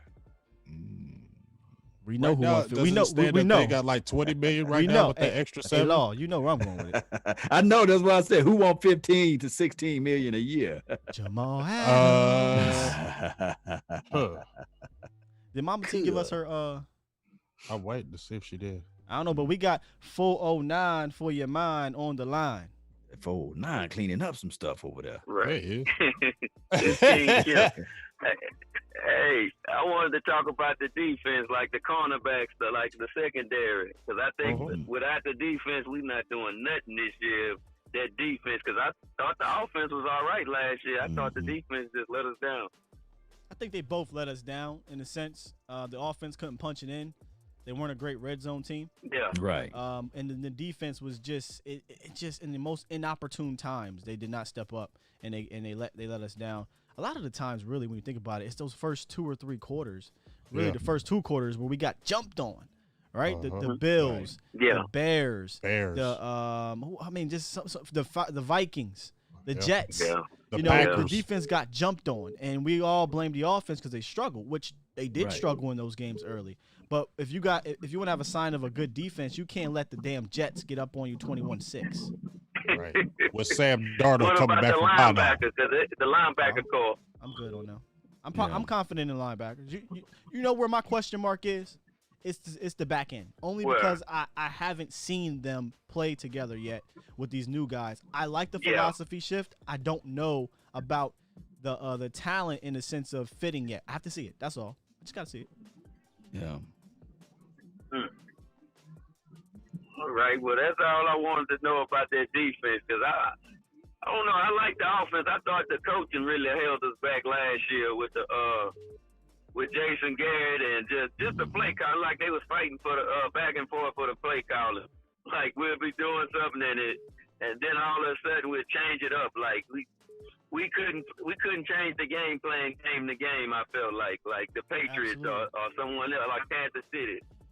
Oh, you're absolutely right. Right. And we thought about asking the young kid said about those things, but just to be transparent with you guys, this kid is fighting for a position. He's fighting for a job in the NFL, so we didn't want him to put out too much information to sully and denigrate anything and outspeak his wisdom teeth. So I just think that as far as the offense being stale last year, we can all look at Jason Garrett, though. And I'm just throwing that out there. We can all look at Jason. Well, I think we all in agreement with. Thanks, man, for taking my call, man. I appreciate you, brother. Salute, bro. Did Mama T give us a what's the name here? That's why I told her to put the area code Mama in. T. Area Shout code out is to you, Jimbo, 252. man. Area Shout code out is to you, Jimbo. 252, big dog. Well, we got Sky. 956 on the line. Yeah, 956. You in the mix? Big game, James. How you doing? That's the lunatic, ain't it? Yeah, I already know. That's the lunatic. Now, you don't have to say your You name, gotta man. say that's the lunatic. I know who the hell that is. What up, lunatic? Cowboys Nation is doing well, really. Really enjoyed that Cedric Wilson interview. Want to remind Cowboys Nation of this. Before the draft, Brian Broaddus said insiders in the Cowboys said they could live with Cedric Wilson as that slot receiver. So I'm thinking he's firmly there at number 4 for the number 4 wide receiver, just based on that. Of course, CeeDee Lamb fell to us. Things change, but that gives the little thing to think about for Cowboys Nation about Cedric Wilson and what the Cowboys thought about him before the draft, that he could be that slot receiver. Yeah. You talking about Cedric being a slot receiver overall? And earn it. It's that McCoy attitude. That Joe McCoy saying, you know what, I'm going to perfect my craft. I want to be the best player I can be so I can help this team. That is going to be contagious. That attitude is going to be contagious, and that's what's going to give us an extra oomph this year. Now, the question I had is, when you started talking about the number 4, 5, and 6 wide receiver, who do you guys see from the squad last year saying, hey, this has got to be it. You've got to show up this training camp, or else it might be your last chance. And I'll let you guys go. Have a great one, Cowboys Nation. Appreciate you. Lunatic. Who do we think will fill out? Well, I think we know. Big Game James. Yeah. John V. Johnson. Can John V. Johnson play special? And I think he can. Well, that's the only thing I worry about, because even when he was at the University of Toledo, as fast as he was, he didn't do a lot of punt returns at Toledo. So that's concerning. Hopefully they can open the door, because if he doesn't play any special teams, it's going to be hard for him to get a role. So he's going to have to be able to do that. If you're looking at me after the third receivers with Amari Cooper, Gallup, and CeeDee Lamb, then I do think it's going to be Cedric Wilson. I think the biggest thing for him, he has to stay healthy, because he's had 2 injury-plagued years. He has to stay healthy. I think I agree with Skywalker. I think Devin Smith does come in there. And I believe John V. Johnson, if he gets his hands together, he will be that 6th receiver, in my opinion. I mean, you speaking truth, man, as far as if they can fight to be there. So we will see. We'll find out. But history shows and the experience shows that your boy got a little experience, Ced Wilson, at doing that. And shout out to you, Brandon Robinson, man. Thank you for making the donation to help grow this day. I think we're looking at the top 4 that we saw earlier: CD, Coop, Gallup, and Cedric Wilson. And then possibly Devin Smith, who I think should be at least 5. Yeah. At least 5. Yeah. Devin Smith. I know you don't like it, but Ventrell, man. Ventrell. It's going to come down to Ventrell, and it's going to come down to John V. Yeah, it's going to be Ventrell, John V. And I think Ventrell may have the edge over him, because Ventrell is bigger. And McCarthy does like those teams, and he plays special teams. And he's a gutter. And his hands, he can catch. He can catch and say. And he can play in the slot too. We got a real special teams coach, y'all. Yeah, and when he played at the Bengals before he came to Dallas, if you watched him in the preseason, he played a lot in the slot. And he's not a fast guy, but at 6'3", he played a lot in the slot. And so that's what Mike McCarthy likes. I think that's what hurts John V, because he's not a tall guy. McCarthy likes those tall receivers, even throwing them in the slot. So, yes, John V is against the grain against it, but I believe if he puts his hands together, he was a very good route runner, and you can't throw away 4.3 speed. Yeah, let me ask y'all this. We were talking about the height factor on the defensive side of the ball. Don't we got a lot of height now on the offense? We got rid of Randall Cobb. He was short. Do we? Help me out, Cowboys. I'm just throwing it out there. Gallup is 6'2". CD's not Amari 6'2". He's not 6'3". CD got to be like 6'2". And Amari's 6'1", 6'1". CD's 6'1", 6'2". Gallup is about 6'1", 6'2". So I mean, we're a little bit, but that's normal. The Cowboys have always had, bigger guys on the boundary. Where they were small, that was on the interior with Tavon Austin and with Cole. The problem Beasley. With Dallas is we had tall receivers. We just didn't have nobody with speed. There's the issue. We still don't have burners. We got Devin Smith, but he wasn't used. So I want to see how Devin Smith is going to be used. But to me, I still would have loved to see us go grab a Michael Pittman, right? If he would have fell, and I want a big 6'4" type of guy where and Ventrell, I believe, is 6'3". He might be our tallest wide receiver on the team, but what's the odds of him really getting into the game plan, right? Slim as nothing. Right. Don't you think this though, right here, Sky and Big Game James? As much as we talk about burners, and we know that Michael Gallup is not one, but he somehow find ways to get to the top of the defense and still get over. Go right. But you never see when you see Gallup though, you never see the separation. Well, even on his Good deep point. routes, the guys are on him. What's so good about Gallup is he can go up there and get that ball even when he's tightly covered, because he doesn't have the breakaway speed, but he has that Dez-like go up there and get it ability. Have you ever saw Gallup get caught from behind though? Oh yes. Yes. I guess it was that one game, but multiple games he catch that edge, he go. Where has Gallup I've had a seen- 40, I 50 saw the yard Redskins touchdown game, besides Gallup the did Redskins run game? down. Redskin game. My God, he had 15 yards of separation in that game because of his route running. Yeah. How many yeah. times have you seen him put on the burners and go? That's not his game. He's I gonna get think- caught? multiple. I guess he's a Redskin killer, Dan. Yeah, that's his That's squad, what it but is. If Cooper you see, is the- if you see it, I've seen Gallup. If we seen Gallup even on slant routes when he goes and he's in full length and guys still get him down after he doesn't get all the way to the end zone. He'll get tackled at the 10, the 5. He doesn't have that breakaway speed. He never had it in college. But what the thing that he did has, what the comparison was, in my opinion, was he had that 50-50 go up and get it ability, and that's what makes him so special. Gallup is a really good route runner at all levels of the field. I'm not saying he's Coop. He's not Coop, but he can get enough separation to where you just put it in the vicinity, he'll snatch it because he's strong. But as for breakaway speed, I mean, Coop has breakaway speed, but as a speedster, it's my guy, man, Devin Smith. He's not on his. Did they re-sign him or? He had a 2-year deal. You got a 2-year. Okay, yeah, he's on the team, but I just hope they give him a chance to be the 5th guy, because I think he could be a weapon. And I don't mean in the sense of you're game planning for Devin Smith to get 5 looks a game, but if you put Devin Smith in there, you give him 2 deep shots per game, you have to respect it. Eventually, you're gonna bust him. Would you prefer to have of course, this is low hanging fruit, but would you prefer to see the CD out there? Of course, right? Of course. I mean, so I just think that it's just going to be a weird year. I don't know, man. I'm not saying Devin Smith gets a ton of tick. Again, we're going to run a lot of 4 wide and hopefully empty sets. So what receivers are you going to put in? I would love to. Can you imagine? I mean, just think about it. CD Lamb, Devin Smith, Amari Cooper, Michael Gallup, with maybe Tony Pollard as your flex guy coming out the back, or Blake Jarwin. But you know what I mean? That's a lot you have to deal with. You have to deal with the deep threat ability of Devin Smith. You have to deal with the everything ability of Amari Cooper. You have to deal with Michael Gallup tearing you up on the boundary if he's one-on-one. You have to deal with CD Lamb underneath possible that could take a 10-yard play into a 70-yard play, and then whoever TP or Blake Jarwin. That's a lot to deal with. So, give my man a shot. That's my guy. That's my pet cat again, is Devin Smith. Give him a shot. We got 252 on the line. I think that's KMT. Mama T. Oh, that's Mama T. What's up, y'all? Hey, it is. What's up, Mama T? You finally got in? After 12 damn times. It don't matter, Mama T. You here. But I got here. Now. I'm on like Donkey Kong, okay? Yeah. What's up, D-Long? What's up, Skywalk?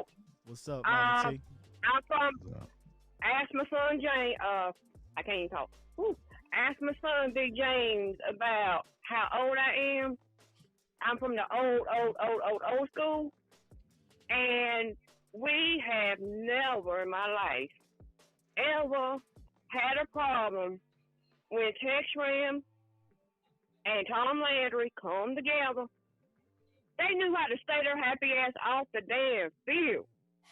There wasn't nobody in the locker room. There was nobody on the sideline.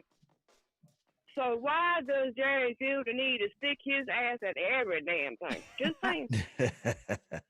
Because it's Jerry Jones. It's Jerry Wayne. You got to put the Wayne in there. Look, let me tell you. I want Mason Roy help.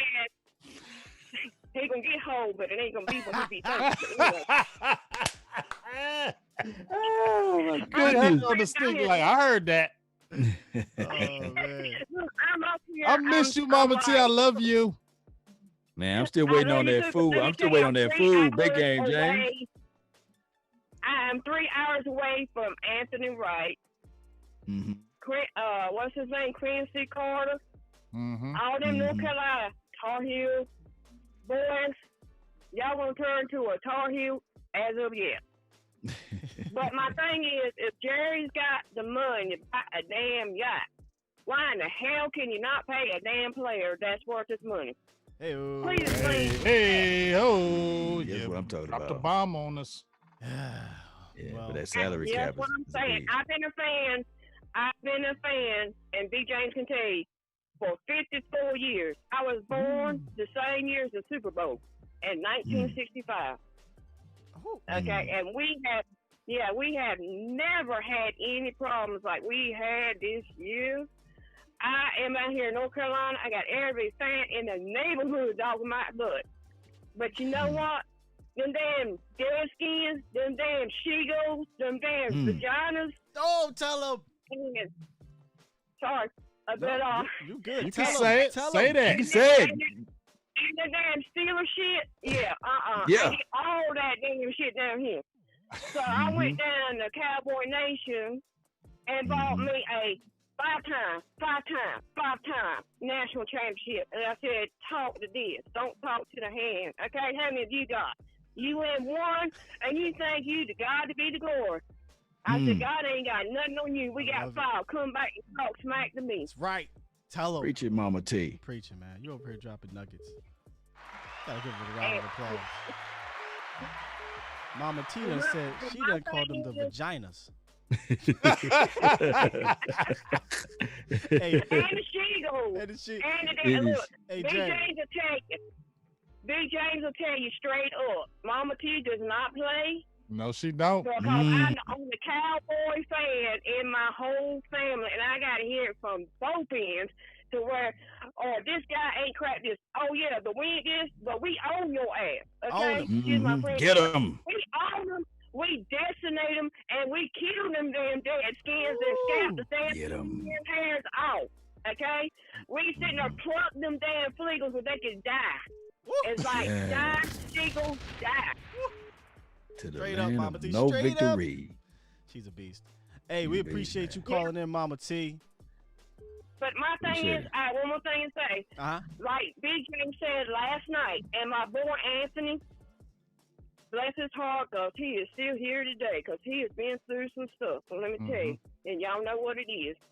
But it's like Big James says, why is it the guy that we had that went to the Falcons, every daggone time he cut some damn body, they wind up winning the damn championships, and I got to hear the damn shit down here. I got to hear it from the Falcons, from the damn Seagulls. You took them in. Hell, we had Nick Foles back in the day. You got rid of him, and now he gonna go and win one damn Super Bowl, and he think he done glory. You know what I'm saying? Look, and look, you had Dan Bailey. He was undefeated till one play knocked him out. Then you're sitting there talking about Kirk Cousins. What the hell has Kirk Cousins done? Not a damn thing. My mama, she don't like, look, she's in between the both of us, right? Between my brother and me, which is a Danskin and a Cowboy. Oh, it's going to be on Thanksgiving Day. Yes. We're going to scout them dead skins on Thanksgiving Day. But she's like, I can't stand Kirk Cousins. He makes me sick. He thinks he's better than Dow. He thinks his crap don't stink. That's my mama now. Oh, like But- thank yo, shit don't stand. Yeah. Exactly. My thing is, where Dak's concerned, okay, Dak took over Roman's spot, right? Because Roman got hurt, right? Yeah. Am I not right? Okay. How often do you see a backup quarterback go to a playoff, not one time but 2 times, but the dumbass ain't gonna want to play him?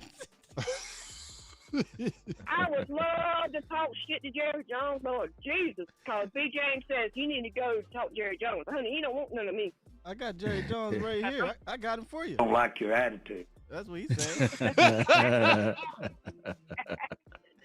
I'm telling you, you got all that money to spend. Your happy butts on the sideline. You need to take your old ass and go to hell out and let somebody run the shit and don't have your happy ass. You don't see no NFL coaches, owners on that sideline by ours. You're Why? a different breed. You're a different breed. Why? Breed, yeah. He's Yeah. Jerry I mean, Wade it ain't Jones. like you gonna miss. Ain't like you gonna miss anything. You ain't gonna miss a damn thing. You either gonna win, or you gonna lose. You know what I'm saying? Let his happy ass coach. That's why the hell you ass lost Bill Parcells, because Bill ain't gonna play that crap. No, Mama sir, T's buddy. is Look, on fire. you didn't see Jack. You did not. You didn't see Jack Schrader on the We love you, Mama T. Hey, we're going to get some more calls in, Mama T. I love you. I love you too, and I appreciate that you made it up for last night. But I was so happy to see Anthony Wright. But it's all good. But like I said, I hope this year ain't gonna be like last year, because I can understand the players. Because the dumbass wouldn't call no damn plays. It's like, what the hell you doing? I mean, damn. I mean, if you're gonna sit there and not coach, I'm not gonna place your ass. Yeah. I mean, they didn't give a shit one way, and you gonna have nerve to shake my damn hand. You better go on somewhere with that shit. Mama Time out. James, you need to give her the exclusive Zoom link. She gotta have a segment. I try to tell y'all about Mama T. Y'all ain't know about her, man. Y'all ain't know. I try to tell y'all. T, but we got people try to call in like this. It was my turn. You told me it was my turn. You on the big screen, okay? I got you on the big screen too. On the big screen. She listens to all. She's watching this on the big screen. All right. Talk to you later. Peace out. Thank you. Peace out. Love you. Love Mama T. Hey, James, them callers was like, it's my turn. Hey, I tried. I told you, Mama T go hard. She got some. Mama T is a power forward. Hey, bro, this is off season. So how she is during the season though, bruh? Oh my Mama God! I thought she been there since 2017. Dog, you went to the North Carolina game and you sitting there like, Mama T, I'm gonna be there, right? Don't you say nothing about North Carolina. When Jesse Holly was on there, she was all about. Oh, she was the lady to call in. Oh, she was all about that life on the North Carolina. She'll play around with her Carolinas. There you go. Listen, I'm dead serious, bro. She need her own. Ain't no calling into the calling line. She got to have the link. She needs Zoom, and we're gonna link her and we bring her in there because I feel so bad for making her wait. Yeah, I try to tell you. Yeah, I try to tell you. Man, listen, we gonna get one more in, and then we gonna talk a little bit. And I need to get that good ass food. She cooking shrimp and all hey, that. we last caller 267 she cooking 711. What's up? Yo, hello. Yeah. This Fatimus Prime, man. My boy Prime got in there. Fatimus Prime, what's up with ya? Yo, what's good with the squad, man? What's good with y'all, man? Man, look, we having a good old time. Mama T just dropped some bombs. You better leave my wood tips Great alone. Interview. What up, though? Yeah, yo, man, she off the hook, man. I love her so much, man. I told the boy Eastside Hell. He tried to jump in there getting all rowdy. I'm like, he's going to make somebody pop the trunk. See. You don't know who that is. Yeah, real rap. Like, he just get in there and start saying all kinds of whatever. Yeah. I guess, like I said in the chat, they don't know that Mama T like royalty around here, man. You feel me? Yeah, but don't throw Eastside out of the club, though. Yeah, we love Eastside because he donate.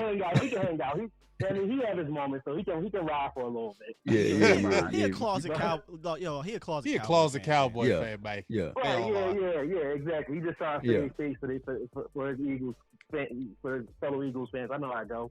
But check it out though, man. Yo, that interview was real dope, man. Like, Cedric Wilson, man. Yo, y'all know he like a fan favorite, man. Like, I don't think you know how much like we love him around here, man. Yes. I haven't met a Cowboys fan yet that hasn't been rooting for Cedric Wilson since he drafted. That's true.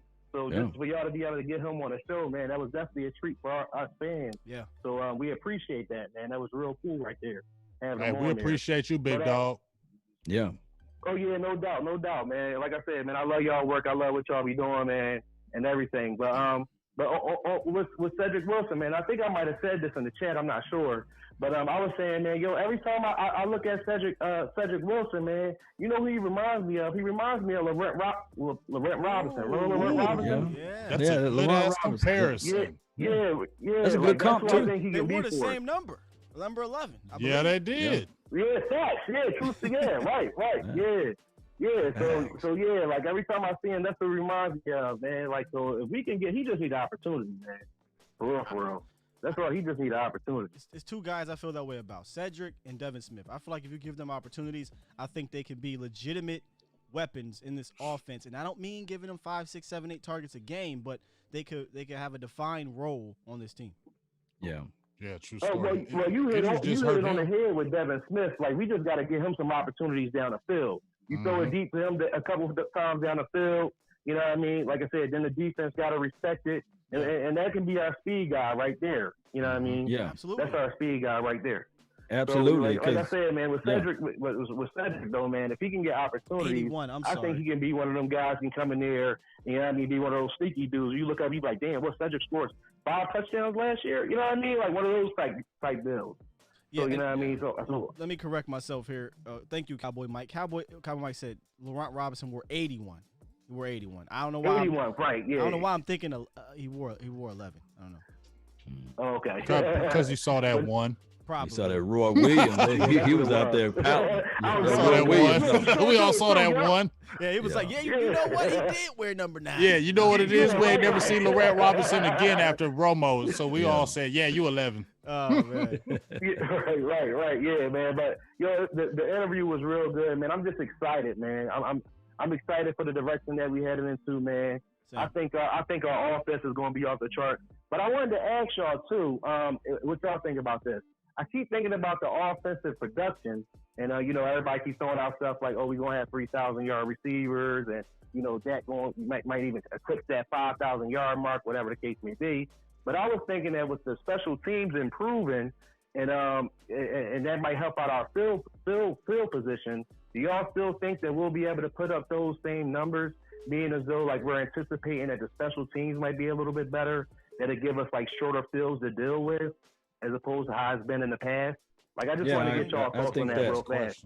That is the plan, right? That's why I think we went out and hired a world-renowned, per se, right, league-renowned special teams guy in Bones Fossil.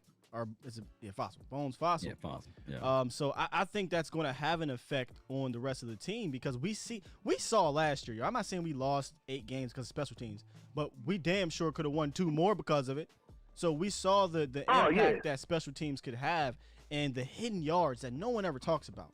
And we brought this up, I believe it was on my show, if I'm not mistaken, how the offense had to constantly drive 70, 75, 80, 85, 90 yards because the special teams couldn't make the field goal or pin them that deep. So then the opposing offense is driving, either scoring or they're kicking it and they're pinning us back. So we know how important special teams can be, man.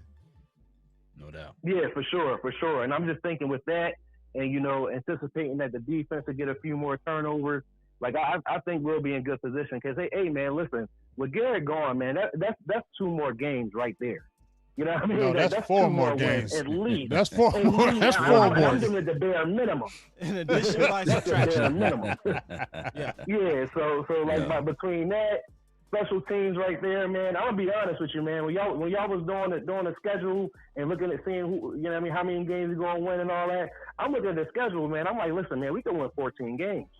Wow. Like seriously, really like, could. I mean, I ain't scared of nobody. Like, listen, with this team, and I know with the new coach, everybody got to get acclimated, whatever the case may be. right. We ain't scared. Listen, 14-2, man. Listen, and like I said, we're gonna get that number 1 seed. And you can say it's blind optimism, whatever you want to call it. But like I said, man, it's our time. This team got too much talent, man. We got the main thing we needed was a new coach, and I think just that alone, that'll be enough to really put us there. I don't know if we're gonna get to the Super Bowl, but I'm thinking we can get to the championship game, man. NFC championship game at least. At least. So for real. So like I said, man, 14-2, you heard it here first. You know what I mean? And that's what we're gonna do. All right. But like I said, I appreciate y'all taking my call, man. I love all the work that y'all do. Like I said, I'm relatively new. I don't even know if I'm a month in with y'all yet, but I'm subscribed to all the channels. So thank y'all for all the content, man. We appreciate everything y'all do. Appreciate it. Hey, we appreciate you, big dog. Man. Stay safe, stay blessed. You all too, right, bro. You too. Stay safe, stay blessed. All right, now. Man, that's a great call. You Hey, gotta call in more, brother. I appreciate Mr. Prime. When I first seen that name, Big Dog, I was already thinking Autobots transform. That's why I was like, Yeah, Prime. He's for real Optimus Prime. Hey, that's a great call because he has knowledge. Just listening to him, he got football knowledge, and that's what I like hearing from the people that call in too. That they have that knowledge where they can tell you some things and you can learn some things too. So I'm excited to see. But you know what? When me and Law had Anthony Wright on yesterday, one of the big exciting things that we were talking about Law is how he said he had Mike Nolan as his coach at Baltimore. And he was talking about his experience with Mike Nolan. And he was saying, yo, you guys got a gem in Mike Nolan because he used to give our offense fits in practice, sending all kind of defenses, different kind of formations, things. And when we heard the interview from Mike Nolan, he said, we don't want the offense to get a beat on us. We always want to keep the offense off balance. And then to hear Anthony Wright confirm it yesterday, that got me excited about what the defense can do. Yeah, I agree. And then throwing in all of those different angles and stuff like that. And then we can look at the players like the Jalen Smith, the LVEs, and then we can start thinking about how it will benefit D-Law. This team is going to be next level good. I know a lot of people sitting there saying, nah, Law, we've been saying this for many of years. No. Jason Garrett, you've been saying 14-2 is definitely a bomb drop. But I do agree in the sense of with the whole Jason Garrett being gone, that is an addition by subtraction. True. And I know a lot of the players come on here and they stick up for him. And that's cool because he was a good man. Right. But and he did a great job in the sense of getting us out of the culture we had prior to him in 2008 and 9 and 10 and what have you. And he got us out of that. So I'll give him credit there. But he wasn't the coach to take you to the next level. He was a coach to be the bridge for the next guy. That bridge was just long as hell. It was a San Francisco bridge. So we needed him to have a little shorter bridge, but we're here now. We got the talent, we got the squad. I'm ready. And before, where are my manners, man? Shout out to all the donations. Donations. Okay. All the donations tonight. We didn't get a chance to do it. I just got one from B Bird. Appreciate you, B Bird. Prime donated. A couple other guys donated over here. So shout out to you. B. Bird said, I agree, Sky. Devin Smith earned more opportunities than he got last year. Bad coaching. Yeah, how you explain him just shitting on the Redskins and then he don't play no more. Not like you went from killing them to nothing. You put that on film. Right. And you went away from it. And if anything, it makes the defense play honest because they know for sure DBs got this mindset. We don't want to get burned. We don't want to get burnt. We want to keep everything in front of us. So when you start loading up 8 and 9 men in the box, there's somebody kind of scratching their head like, Coach, don't you see this man? What he wore number 15? Yeah. Don't you see this man? And we've seen this before. We do some crazy things, and I do know it was against the Miami Dolphins, but we did see the versatility of using Ezekiel Elliott, using a Devin Smith, using a Tony Pollard as well. But then all of a sudden, the next week, the game plan is just thrown out the window. It was I didn't understand it. You know, you had weapons like listen to these three guys. I feel like if you give them to Sean Payton, he would do numbers with them. Tony Pollard, Blake Jarwin, and Devin Smith did not see enough opportunities with this offense. And it wasn't like, oh, you had a million mouths to feed. Nobody knew, first of all, Gallup was going to break out. And he broke out. Great job. He did break out. Cobb, what was everybody saying about Cobb? He's washed. He's washed. Done. He's done, right? Jason Witten, really? Jason Witten? You know what I'm saying? So I'm not saying don't go to Cobb, don't go to Michael Gallup, but you damn sure could have went to Jarwin over Jason Witten. You damn sure could have went to Tony Pollard over Zeke when it came to the passing game because Ezekiel Elliott was not a good pass catcher last year, y'all. He was not. And I would have been A-OK taking him out for Tony Pollard when he came to catching the rock. And they didn't do it. So, coaching, man. Shout out to you, Lance. Lance said, just showing love with the $4.99. Appreciate you. I see a couple in here. Prime, he said, thanks for taking my call. Absolutely, man. Hey, we'll gladly accept those calls like that, man. Q and PC 76. Philly Cowboy. Thank you for that donation. Said I totally agree. Q Childs, the Master Hour is fire. What's the Master Hour? Is that us? I'm trying to figure out what the Master Hour. I don't know. Oh man. Yeah. Great show, man. Great show. I'm just reading through some of these comments here. Our guys got this. Come on, y'all. Devin Smith can't be 4 to 6 and not play special teams. Okay, Brandon, that's a good football statement. You said he can't play special teams, or he won't be active on game day. Oh, I don't agree with that. If Devin Smith is the 5th wide receiver with Mike McCarthy as the guy, I feel like he'll be active. Yeah. And plus, we got to understand that it's not 53; it's a 55-man roster too, so that'll help. Yeah, and I'm not sure what the game day though. Is it still 46? No, it moved up to 48. 48. Okay. 48, I think so he can. Extra. And that's the thing. How do we know that he can't play special teams if he wasn't given it? You know what I'm saying? Hold on. Let me interject right quick. Let me interject right quick. Let's just throw everything and anything about this special team from last year or the previous year as well out the window. We was ranked, 30, 31st? Yeah, so we need a shakeup. Now we need a shakeup. We got now one of the better special team units coaching-wise on the planet. So I just think whatever we thought that was with Jason Garrett administration, let's just take it like what Big Game James says. That was last year law. Was last year law. Don't you talk about no Garrett no more. Yeah. Let's take that and throw it out the window. You know? Hey, shout out to you, Q, with the 999. He said, I'm still stuck on Mama T. And Terrell said, y'all got to give Mama T, get Mama T on the show, her own segment. She was the truth. I'm telling you, man. Try to tell y'all about Mama T, man. She been banging since 2017, and she been just as animated 3 years ago, man. Yeah. So during the season, y'all, we're kind of planning. See, that's the thing about us. We thinking ahead. Yeah. So we got some cool things we're trying to do during the season where we're going to be kind of like a network. We'll drop different things throughout the week, and then we're kind of giving y'all a little bit behind the scenes here. So it got me thinking because we've been in contact with George Teague. By the way, if y'all watched the George Teague show last night, first of all, or 2 nights ago, amazing show. Okay, George Teague was awesome. He was very insightful. We had fun. He's a great guy. Go follow him on Twitter. So with George Teague, at the end of the show, he said, so, am I going to be the official late night hype analyst? And guys, he's not playing. He got in the inbox. He's contacted us to really want to do that and said he wants to do it. Yeah, so we're making plans on having him, pregame, possibly postgame, and maybe a segment throughout the week. But the reason why I bring that up is because if we do this weekly, kind of a network thing, Mama T got to get her own drop.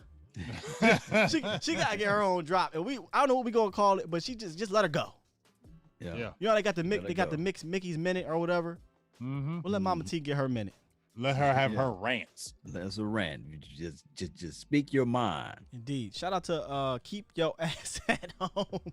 Talking about his name is Keep Your Ass at Home. Shout out to him. Hey, Eastside said you better take his call. Lance Satchel, shout out to you, man. He said y'all we denying them. The calls are not even coming to the phone no more, man. They done it. Yeah. Sorry, Eastside. We got you next time, dog. We ain't scared of you. Eastside want to defend himself, probably. Play that Bernie Mac right now. He said, "You want me to drop the Bernie? Drop the Bernie. Drop the Bernie on him. Hold on, I got you, brother. I got you. I ain't scared of you, mother. No, man. You hear that, Eastside? We ain't scared of you. We gonna get you on here. Sorry, we ain't denying. Yeah. We ain't scared I usually get him on mine, so it just happened. You know we ain't scared of you, Eastside. Stop that, Houston. He called in. He's a regular, Yeah, he love you, dog. He talking that Houston talk, Texans talk, man. Hush that. Mm-hmm. So Brandon said if Devin could play on coverage units, they would have activated Cedric before Bryant last year. I don't agree with that because just because he can play it doesn't mean he's good at it. Ventrell Bryant is really damn good on special teams. Yes, he is. He's very good. They signed him because he was a special teams ace. He's a gunner. I mean, they wanted him on the special team squad. So just because you can play it, that's cool. But are you better than C.J. Goodwin? Are you better than Ventrell Bryant? Are you better than whomever the other receiver or linebacker it is that plays special teams? And that's how CJ is continually to make this team because of the special teams. Goodwin, then he just got a check, right? They just signed him. He's 30 years old. Yeah. Shout out to y'all. They over here dropping the bombs over here, man. Shout out to Andres Nunya. He dropped the $12.34. $12.34. That is very specific. Pennies. Okay. He said FTP and go Cowboys. Yes, sir. Appreciate you. I like that. It been all kind of hollers a day. I love it. So that's what Roger Starback and who wore number 34? Oh, didn't Herschel? Worley, right? That's what Worley wearing right now. Who? I Herschel thought Walker wore 34. Yeah, Herschel Walker. Herschel Walker. But I think Worley said he gonna wear number 34 for right now, right? Yeah, he said he. But said Herschel Walker, I forgot he Herschel Walker into was something else, but he said Yeah. remember when he said remember when we asked him, we said, what about, remember when you asked him, Law, he said, what about 38? He said, oh, hell no. Right. Then he was like, oh, Jeff. He said, oh, hell no. So you ain't messing with Heat, dog. You know what? We forgot to ask who wears number 28 on his team. Unlit it. Oh, go ahead. Who wears number 28? Is there 28? I don't think Who there's a wear 28. Not on this team right now. Ain't nobody wearing 28. We should have asked him, man, dog, you could have picked 28 up. Well, he's waiting for the rest of the the roster. 20s to get open. Yeah, he's goddamn volume keep jumping. You know he want that 20, 20, 20, but he ain't getting that. Did Tanner wear 34? I'm trying to figure out who all wore 34. Yes, Yeah, Tanner wore 34. Herschel Walker wore 34. You got good memory. Hold on, man. I got a challenge. Detroit handbrake. I got a challenge. Unlit soul here. He said Zeke's not the best blocker either, but that's probably why they re-signed Wale. Unlit. Zeke is probably the best blocker in the blocker NFL is a running back. in the NFL. Put it like this. Felix Jones. If we Felix could ever get Jerry McCoy on this show, go watch this Jerry McCoy. I think it was like open mic or something like that. And Jerry McCoy, he was saying like, man, Zeke Elliott, man, gave him that good love on the block. Yeah, I mean he smacked the hell out of Gerald McCoy on a He's lit chip up a block lot when of they people. played the Tampa Bay Buccaneers a couple years ago. He's lit up a lot of people, and there's countless articles on Zeke about his blocking. He's a very good blocker, man. Yeah, you want to see a bad blocker at running back? Go look at Saquon Barkley. He's bad. Hey, Felix Jones was 28 too from my dog Hulk. Okay. Yeah. And then there was another one currently right now because I don't think nobody wears I don't think Oh, nobody's JR wearing said 28 is Maurice Kennedy. Ooh, Oh, good stuff. Okay, good. Good Who stuff. said that? Who dropped JR? that dime? We need to get JR Maurice is that Kennedy JR on Perez? this show for real. Perez. I keep That was hollering at JR him. He act like he yeah. don't want to talk to me. Maybe y'all should want to holler at him. He act like he don't want to talk to me. JRMEUTH. I can't pronounce that. I be in his box and I'm not hating, but I'm like, come on, Kennedy. I mean, That's a good number for Kennedy though. 28. I mean, come If on, he Kennedy. make this I mean, team, man, that would be a good one for him. Come My on, boy dog, Sosa don't. said Showers was 28 for a minute. I forgot all about you. Yeah, Oh Showers. gosh, he was on the squad for Jamel. like 80 years. I was Never But played he- a he damn was hitting, dime. though. He hit though one time. He at, wasn't hitting shit. at training camp. That boy was throwing. That boy was a quarterback for a little bit. And then Boy, moved. he him- was a y'all remember- quarterback, a Time out. safety, a linebacker. Y'all remember when he running moved to back? safety? I'm like, huh? Mm-hmm. Huh? Like what? I'm just like, how long you gonna keep this doing Y'all the done team? screwed his career up, fam. Like, what make you think done. he gonna go from quarterback to safety in the NFL and it's gonna work? Come on, man. I wonder what number Savion Smith got. Y'all Have know? no clue. Savion Smith ain't making it. Are we sure Kennedy makes it?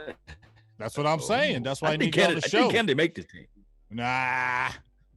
So We don't that's a know. lot of corners, fam. So real quick. Get on here, Kennedy. The big three, right? Which I mean, when I say big three, I mean the guys we had last year. That's three already. Then you got Worley, second highest paid corner, so that's four. You gonna start? Trevin Diggs and Reggie Robinson. They not going nowhere. That's six. Okay. How many corners we keeping? Right, and you still got Savion Smith. You got you got all these cats right here. Well, Kennedy, Westry, Thomas. Savion, Goodwin. Good. Well, Thompson, oh shoot, yeah. Goodwin is almost a lock. He's a special teams guy. Mm-hmm. I just don't want to see Goodwin out there on the field ever. You really won't. Again. Ever Hopefully we again. never- He got victimized. Don't you? What Chris Tucker said. Don't ever.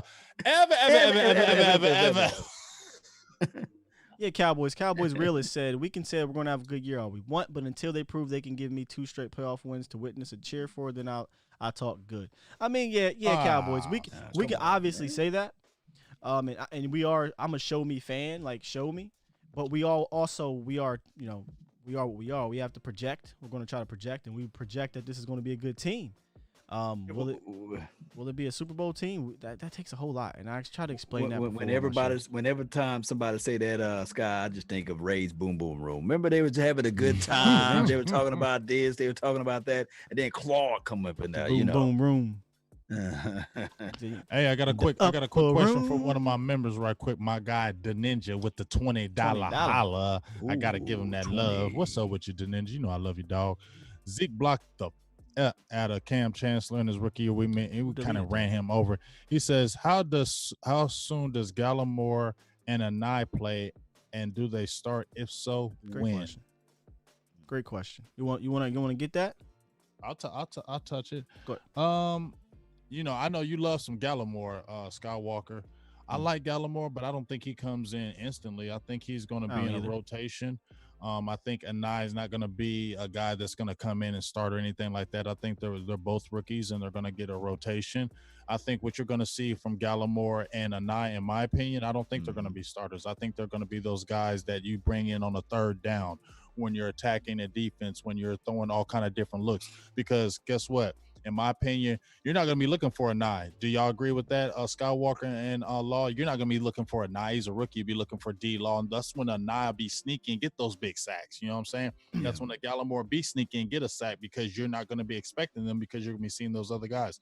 So I don't think they're going to start all year, but I definitely think they're going to be in the rotation. I think they'll get some sneaky sacks here and there. True. Yeah, I think Neville is going to be in the rotation probably first. Because I personally think he's the backup 3 tech right now. And again, this is all projection. Obviously, I could be wrong. It's very early, but I'm just going based off of what I saw from Tristan Hill coming out and what we know of Tristan Hill. And again, I follow the tea leaves. They drafted a 3 tech in the 3rd round with a 2nd round grade. And the guy who wanted Tristan Hill last year is no longer here. And Tristan Hill was not a 1 tech, and neither is Neville Gallimore. So I think Neville is going to be that backup behind McCoy in the future of 3 tech. As for Bradley Anai, I love the kid. I think he's advanced in his tool set. I think he has some skills that are not normal for a rookie pass rusher. However, if Randy Gregory comes back, we got Alden Smith back, it's going to be tough for him to crack that rotation. I could see him being a game day inactive if those 2 guys are on the team. Because you're not putting him in over those guys, right? Like, you're not. Right. So well, I think we want to see this dog fight up on the front 4. We want to see what Garrett Marino or Marino Garrett, however you say that man's name, see if he can fight for a position. The other kid from JMU. We got some things that's what I like about this particular season. The off season, when training camp come around, who is really ready to fight. And the good thing about this guy in Big Game James is that I hope and I think that it won't be that political football mess. Yeah. Hey, let's look at this. Just talking about, remember how they were talking about how we were depleted on the defensive line, how, dang, we didn't have nobody. Let me just name the people that we went from depleted to stacked. You got DeMarcus Lawrence, Randy Gregory, Dorrance Armstrong Jr., Rondell Carter, Ladarius Hamilton, Jalen Jokes, Joe Jackson, Alden Smith, Bradley Anai, Tyrone Crawford, Antoine Woods, Nelly Gallimore, Tristan Hills, Don Poe, McCoy. They got some formidable players, you know what I'm saying? So what I love about this is competition is going to be stupid thick, because the key is what we talk about, Skywalker and Law. These aren't predestined lineups. Remember when Ioka, he ain't have a chance because they already said he is going to be the man. So you ain't really got no chance. We know goddamn well, excuse my language, that George Ioka is better than some damn Jeff Heath. And it shouldn't have been happening. But they had last year. They had the predetermined lineups. Jesse Holly even said it too. So now you got a guy and a whole new staff where there's no loyalty. So now the competition, they say, brings us to the top. So we're going to see who's really going to stand out in this competition. I'm ready to see it. Indeed, man. I'm just going through here some of these questions here. Shout out to the donations. Y'all been dropping them in here, man. Y'all been killing them donations today. My God, I love y'all. Straight up. I mean, shout out to the Facebook panel too. Y'all been killing them donations today. And Mendoza and Jimbo, man, really appreciate y'all on the Facebook group. Continue to share this thing. Let's grow it. Let's get ready for the season. Indeed. It's been. I don't think we have anything on the docket next Tuesday, but you never know with the late night hype crew. You never know what will drop. But I have we working Patrick Creighton, big dog. I have to say, even if we don't, it's cool because we still can hold our own thing. Right. But I have to say, during this the crazy times right now, and I'm not even just talking about with the, the situation with the police and whatnot, but the COVID and with no sports and things like that, I am proud of how we've all handled this thing here, bringing in these interviews. There's been some great guests, and it's been bang, bang, bang, bang, bang, bang, bang, bang. It like what Pop say, bang, bang, bang, bang, bang, bang, bang, bang, bang, bang. It's been unreal. So shout out to the chat and to the subscribers and to the viewers on Facebook and the viewers on Twitter and Twitch and Black Planet and MySpace and everywhere, as Law Nation would say. It's just been crazy. This ride, this growth has been wild and crazy and fun, and it's because of y'all. And we are not done. We're not done. This is just the beginning. And I want people to understand this too. We're not just a show that bring on guests. It's still just us now. Still Come us. on. It's still us. We can still hold it down like 4,000 pounds. So we stomp it down. Yeah. But that's what I love about what's happening now is because there's no training camp. There's no OTAs. There's nothing really there's no new news that we can really grab from the league or from the Cowboys. So bringing on these different perspectives of current players, of former players, of coaches, and media personalities has been wonderful. And honestly, I've learned some things from each and every one of them. So I'm hoping that you guys have also learned from that and keep sticking with us and rocking with us, man. I just wanted to give a huge appreciation, shout out to y'all on the panel here, my boys, my bros, and a shout out to the chat and the subscribers, man. Y'all kill it every time. Every single time. Man, you don't y'all let me murder down. it. Don't let me down. So that's all I wanted to say, man. Drop Clues bomb. He said that deserves a Clues bomb. Yeah. All right, man. Good stuff, man. Get your salutations out, because when we do the drop. Yeah, I know what that music comes. I know what it is. But let me get it out for law, because I can't top him, man. So let me just give my quick shout outs right quick. Just a shout out to all my members that were in the feed today. Yeah, members I were really killing. appreciate the members were thick today. I'm sure the members were thick in all the other feeds. Shout out to the mods. The mods were awesome today. Y'all awesome every time, and just shout out to everybody that stuck with us, right? Because we were an hour off. We got the times mixed up. Yeah, that's what's still crazy. Came through, and y'all still been thick as hell in it, and that just shows us how much y'all love us, and really shows us the appreciation what we're trying to bring to the table. So we're gonna keep on bringing it to you, just like Scott said. We got a hot interview Sunday too, with what's her name? Danny. I believe it's D. Yeah, I was gonna say D. I don't want to mess it up. I do this every time. It's Danny Cedric. Danny Cedric. Danny Cedric. Cedric. Me and Sosa been going back and forth. Yeah, Danny. Danny Cedric. She's a Cowboys host on a couple shows, and she's a reporter for the Cowboys. She actually works with DC.com.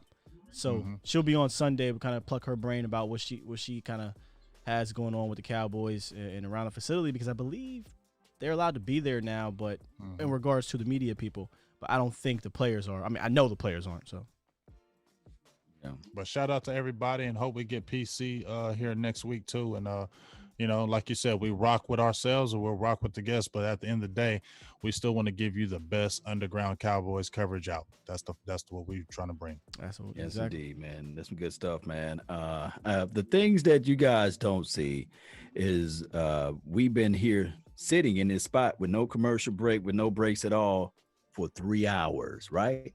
We sat there for the whole entire time. We sat there for hours. We was listening to music, chilling, talking, kicking it.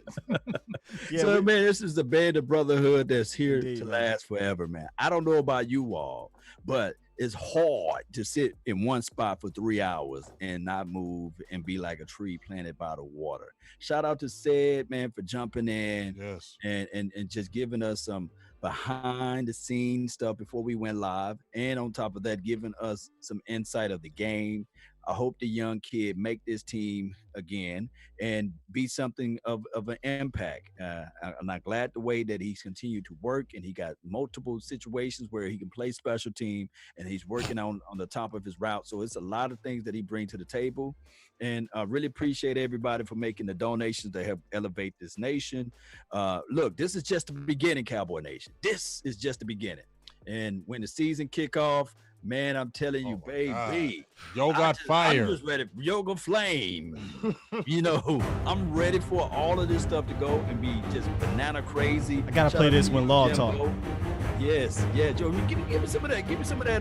That battle axe music, man. Here you go. He feel like he a dead warrior back in. Here you go, Law. 300. Get him hype, Law. Yes, we open up our mind for this 2020 season. I know it's hard to see, but 2020 means the vision. And this is what we're going to see. Us hosting that Lombardi Trophy, holding it up high, being able to facilitate not just your mind, but your heart, soul, and sinew to put things in the right places. Cowboy Nation, I want you to stand to your feet, because when you think about this, collectively speaking, Big Gabe James, Skywalker still with the new feel as we begin to grow this thing. I'm telling you, we bringing in Tupac, we bringing in Biggie out the grave, and they're going to be sitting there saying, man, the 90s was cool, but this 2020, baby, boy, like my dog Lance Bell, Jimbo over here on the Facebook, Mendoza. Shout out to your Mel and Jonathan Robert Reardon. from Sydney. Oh my goodness, everybody, man, don't forget. Australia. Don't forget. Australia, the land from down under. Yes, We sir, bringing mate. the thunder. Let me tell y'all this. Shout out to the Q. Shout out to Nicholas. Shout out to Rue. Shout out to everybody. I want to tell you guys this right now. Preach. Are you not entertained? Preach. It's not why you're here.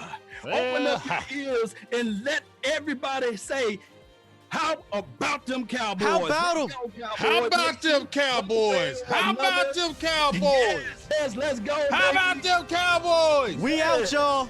Appreciate Yes, you. we out. And Thank you for remember, coming through. Sunday, be here or be square. Peace. We're going to let this thing play out. Drop them fire bombs while this thing come up. Yeah, Drop let them me fire see it. bombs. Let me feel it. Follow Woo, Big I'm Game feeling it right James now. and Skywalker still. Yes, sir. Late night hype, baby. Woo!